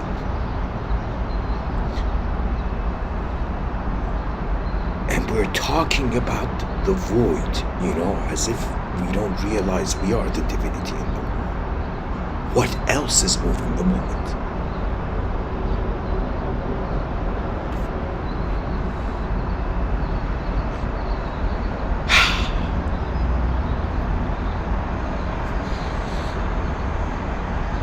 This is a very different tangent I'm going to take, but I'm going to share with you guys a scene I wrote in one of my works of science fiction. I wrote the story of the ocean thief. And I want you to see this scene, that there's this, you know, young girl, very, you know, like it's this family at this cottage, in this very peaceful cottage. And the way I've written the story is that later on, people, like in the story, we realize this young girl is like the most enlightened being in the whole universe. But the scene begins with this young girl just opening the house door at night and going to the lake beside her house, like her cottage, her family's cottage, and she sees that there's this futuristic, like, time traveling kind of guy, and what he's done is he's in some sense holding like some sort of orb of light, and this orb of light is like his phone. And in some sense, as he's just moving his fingers, he's kind of like working with it. And what happens is that all the oceans in the world, it's as if I'll tell you this, it's as if imagine somebody from a parallel universe came to this planet to steal the oceans, because in that parallel universe, there was no water. Right, so that's kind of like the context of the story, and this girl comes and sees that this guy, since all the oceans are just lifting up to the sky, all the water, and they go into this orb and they vanish. This giant orb in the sky above them.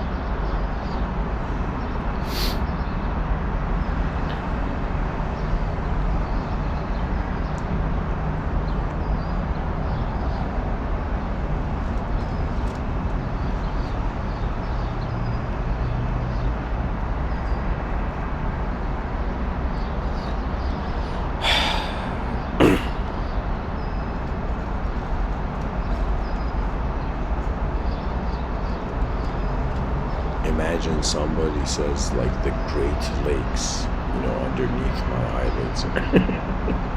It's like such an emotional person.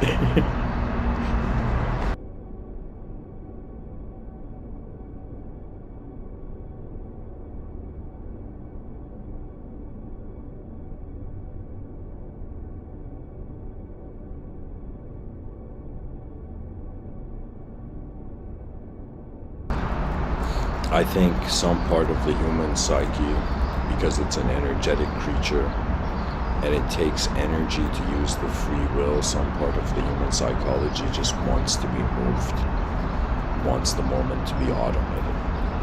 I think really a lot of people who go towards spirituality, that is the kind of subconscious desire they want to fulfill. It's as if trying to be in paradise, right, on earth, right?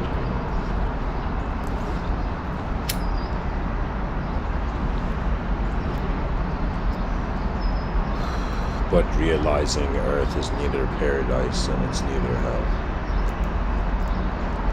Neither heaven, neither hell. And then the riddle goes on, like, where are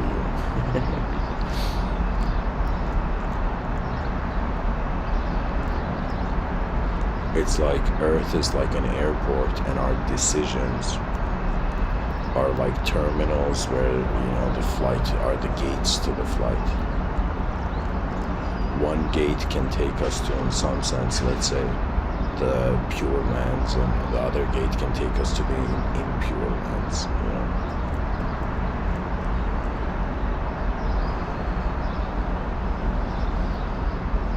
I am telling you, if we somehow 8 billion creatures on a rock in the middle of nowhere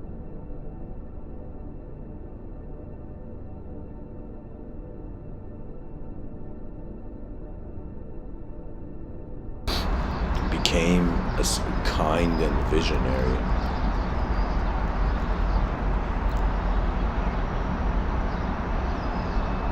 it's honestly like we have one lifetime, at least in the form that we find ourselves to live as a universal being.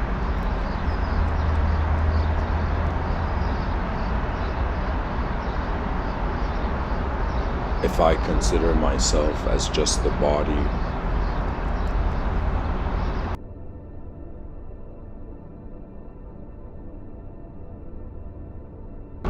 the story of reality gets limited to death, the concept of death. If I see myself as a mind,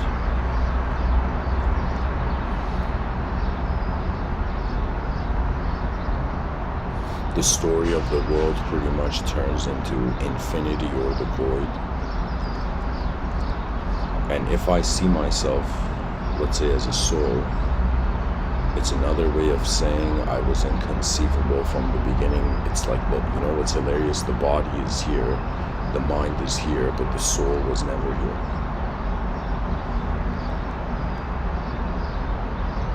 Perhaps when in the Patanjali Yoga Sutras, Patanjali says this world is the shadow of the real one. That means regardless of the reality of the shadow, the light unconditionally stands, and that there's even a hidden reality.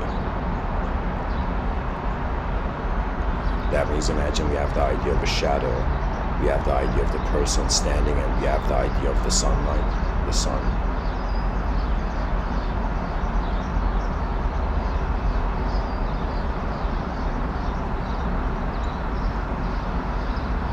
And so we have the idea that manifestation is the shadow,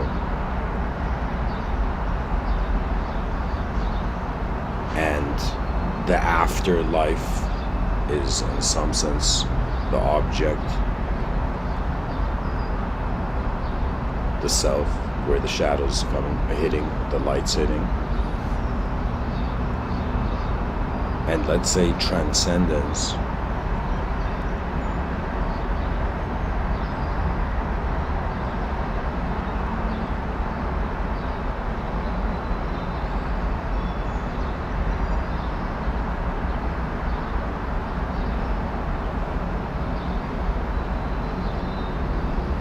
it's hilarious. Either we are nothing, either we are everything,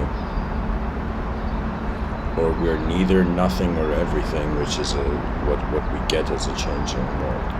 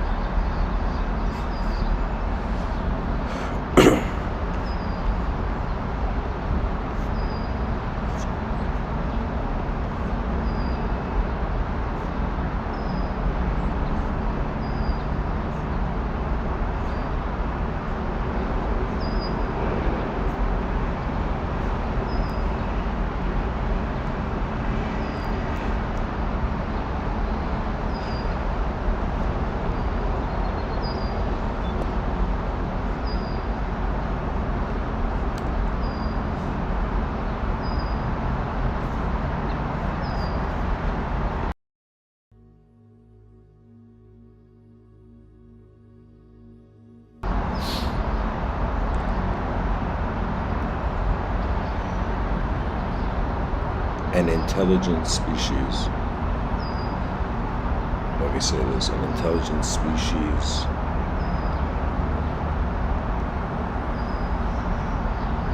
will utilize its advantages.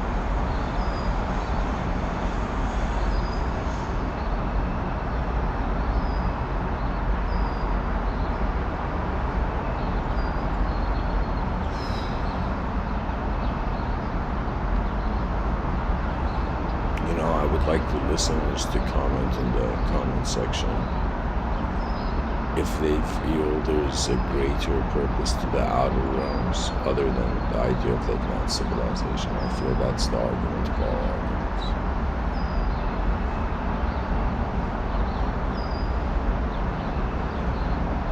The purpose of the outer realms is to see how far we can go. In the outer realms, we're explorers. And explorer means to have a capability to, in some sense, leave behind the past. Or leave the past behind.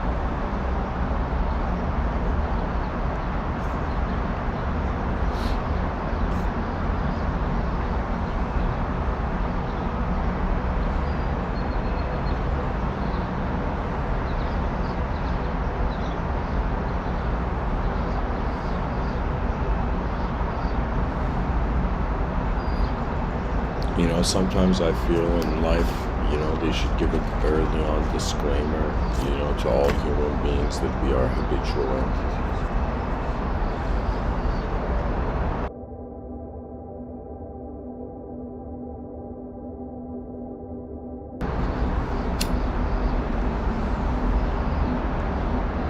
In front of our eyes, we advance civilization. Behind our eyes, we advance the users of civilization. It's as if in one view we're wondering about advanced beings, and from another view we're wondering about what these advanced beings can create. My personality, my emotions, believe it or not, relate to my personality, like who I am usually to myself as an idea. But when I don't identify as a persona, that means, like when I realize before I give myself a name, I'm just being here. From that state, there is no emotions that arise. Believe it or not, it's like what a person identifies as suggests where their emotions come from. We even see this in, the modern, stand-up comedy sector of civilization.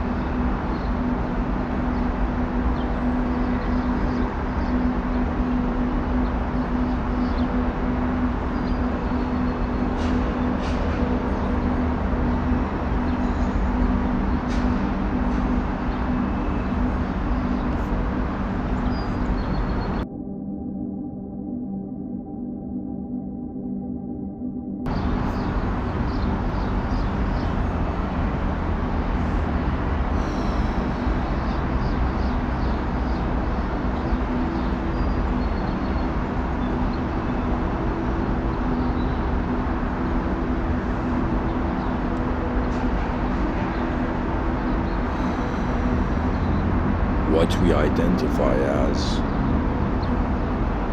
suggests what there is for the senses to bounce from, to like react to or reflect off of. Like imagine a light beam enters your eyes, and where does it hit? It hits like the unknown witness within, and then translates in some sense as a story-based meaning.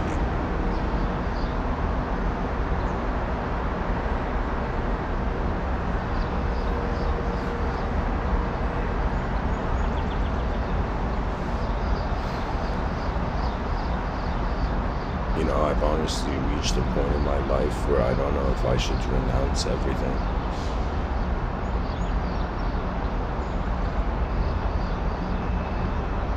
Renounce the self, or in some sense to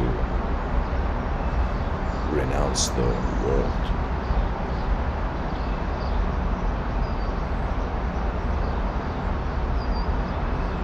It's like an unknown attention is dressed as an organism that, you know, identifies with language based on sequential memory.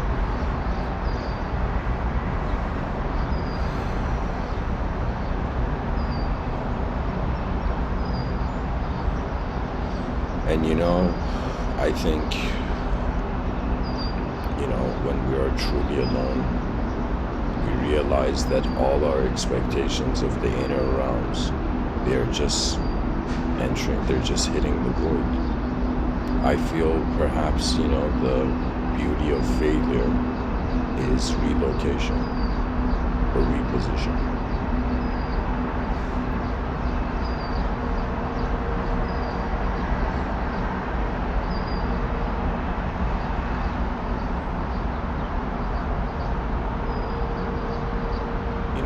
It's like the more I give these Mr.Within talks, the more I, you know, wonder about my own nature, right? Everybody has a nature, like their disposition, right? Some people, their disposition is strong, as if they have been in this plane before. They've been here before. Some people, their disposition is weak, as if they're new here. You know, some people, their disposition is in some sense unconditional.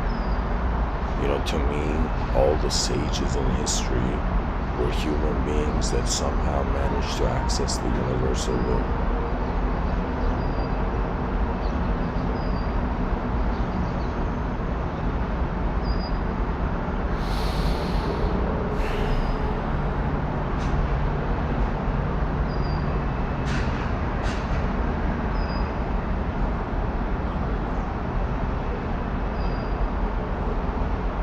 It's like, does the fool renounce, or do we renounce the fool?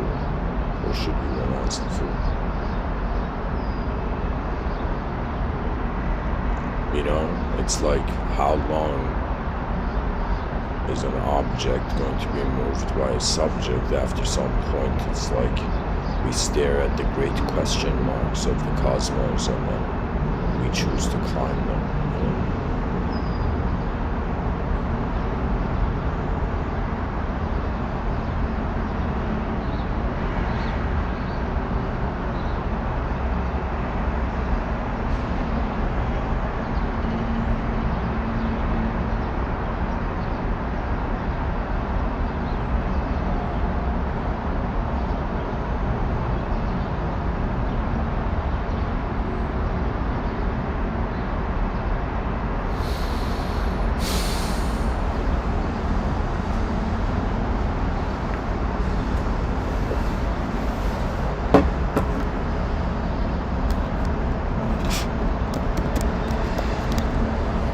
I'm gonna go into a quote tunnel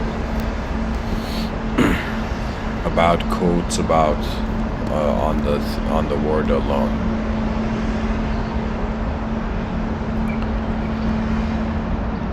Robin Williams says, "I used to think the worst thing in life was to end up all alone.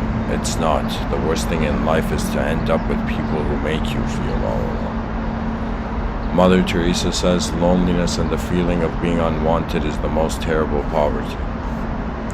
Henry Rollins says loneliness adds beauty to life. It puts a special burn on sunsets and makes night air smell better.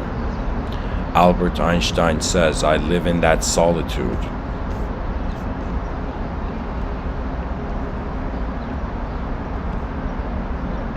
Which is painful in youth, but delicious in the years of maturity.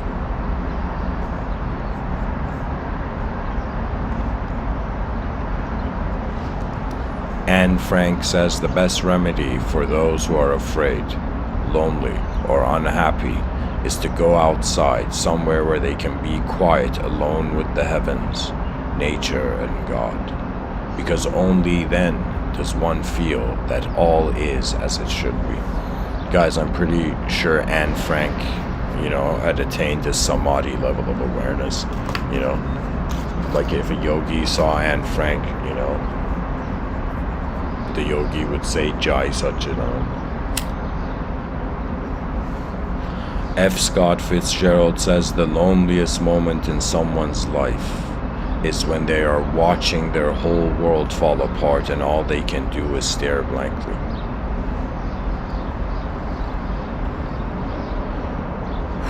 Powerful. That's such a powerful quote. I would say my respect for F. Scott Fitzgerald is just like... Paul Newman says you only grow when you're alone. Jean-Paul Sartre, this very infamous French philosopher, he says if you are lonely when you're alone, you're in bad company.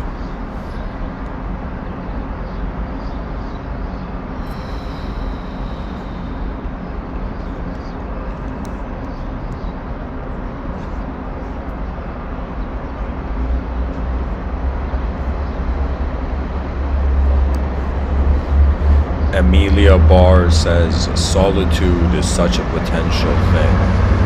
We hear voices in solitude we never hear in the hurry and turmoil of life. We receive counsels and comforts we get under no other condition. Lord Byron, there is pleasure in the pathless woods. There is rapture in the lonely shore. There is society where none intrudes. By the deep sea and music in its roar, I love not man the less, but nature more.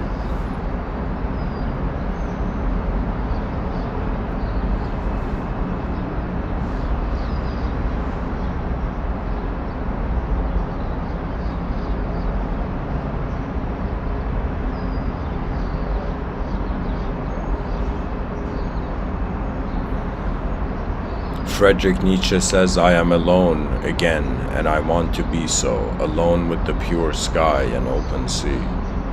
Johann Wolfgang von Goethe says, the soul that sees beauty may sometimes walk alone.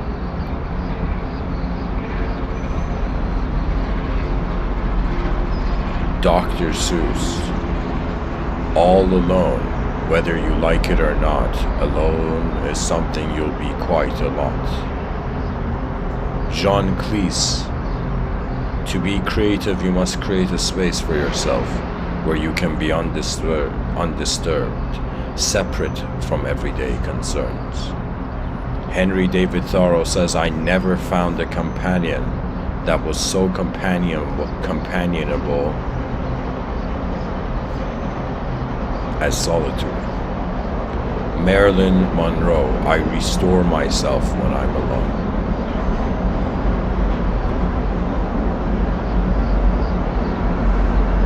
Martin Luther, I think this is Martin Luther King, but it just says Martin Luther. Every man must do two things alone. He must do his own believing and his own dying. Jules Renard says if you're afraid of being lonely, don't try to be right. Wayne Dyer says you cannot be lonely if you like the person you're alone with. Helen Keller says, alone we can do so little, together we can do so much.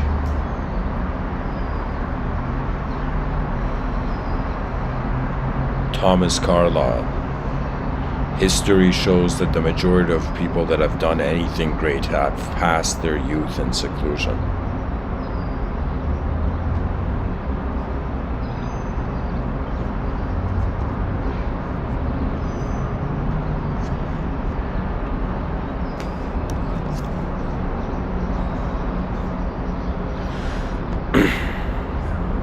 Helen Keller, alone we can do so little, together we can do so much. Thomas Carlyle, history shows that the... Oh no, I read that. Oh, okay, maybe I've read this anyways. Maria Mann.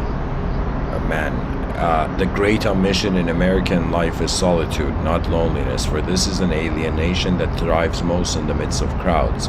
But that zone of time and space, free from the outside pressures, which is the incubator of the spirit.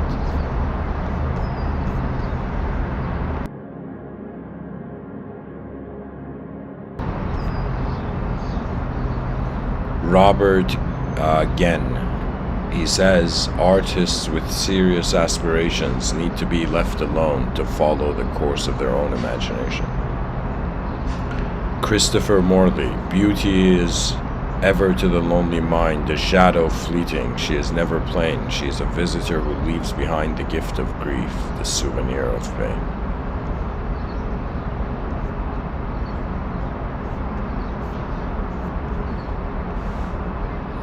Claude Monet says, my work is always better when I'm alone and follow my own impressions. Jason Derulo, he says, now I'm feeling how I should. Never knew single could feel this good. Some problems are just unbelievable. Yeah. Thomas Merton says, if we seek paradise outside ourselves, we cannot have paradise in our hearts. Wow.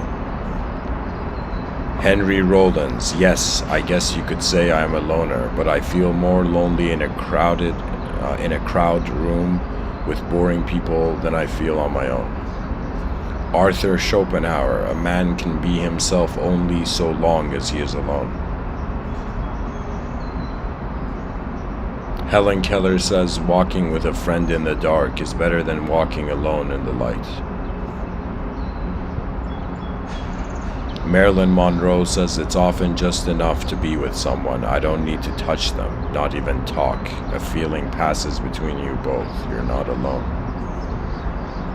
Maya Angelou says, we allow our ignorance to prevail upon us and make us think we can survive alone, alone in patches, alone in groups, alone in races, even alone in genders. Tom Wolfe says, the surest cure for vanity is loneliness.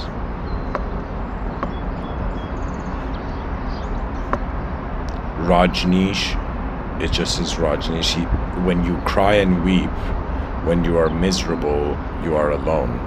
When you celebrate, the whole existence participates with you. Only in celebration do we meet the ultimate, the eternal. Only in celebration do we go beyond the circle of birth and death. Wow. So, anybody who feels they're suffering and samsara, it's time to celebrate.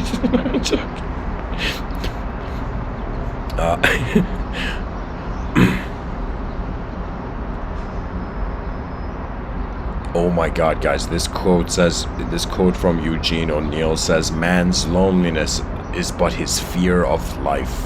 Wow.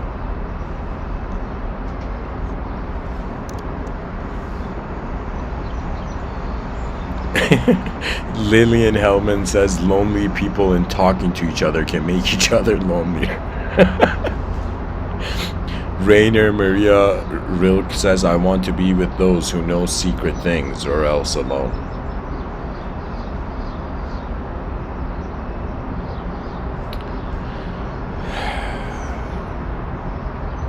Julie Delpy says, too many women throw themselves into romance because they're afraid of being single, then start making compromises and losing their identity. I won't do that.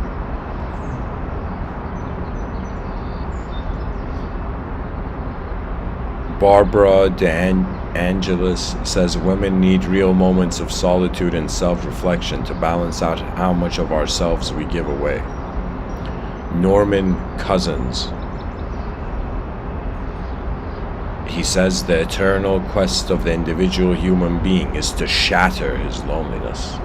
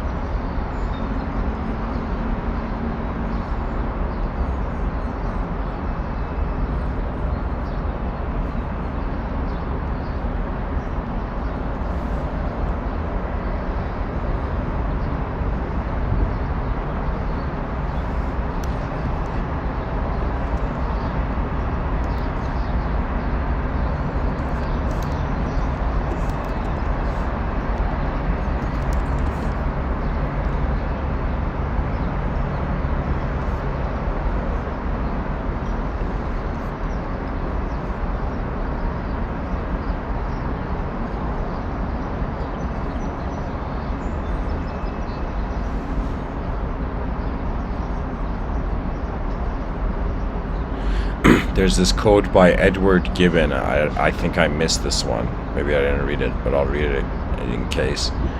He says, "The end comes when we no longer talk with ourselves. It is the end of genuine thinking and the beginning of the final loneliness." The final loneliness, what a term. Wow.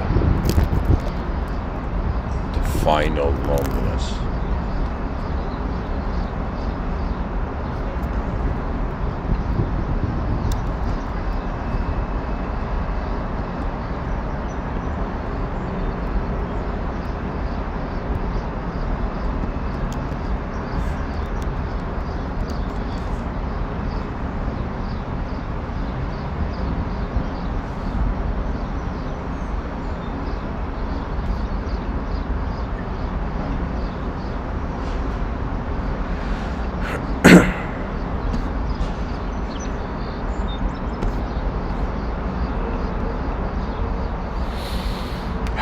Anyways,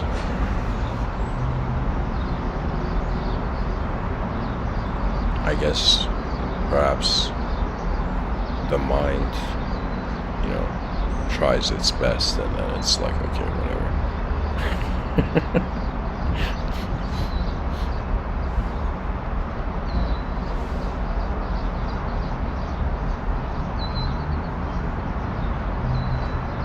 To end on a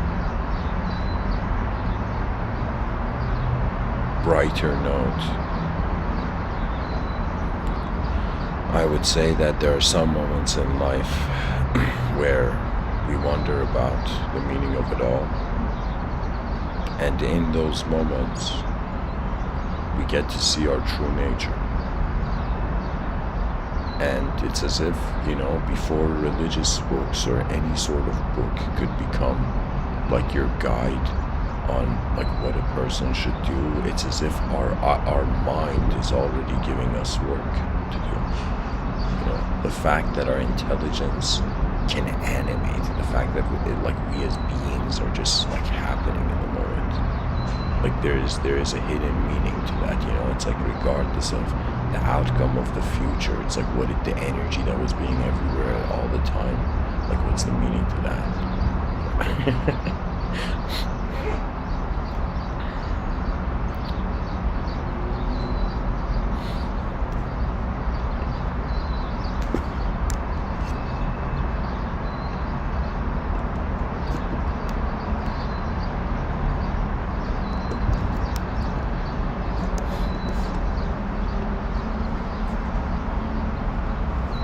Anyways, guys, thanks for listening. I guess thanks for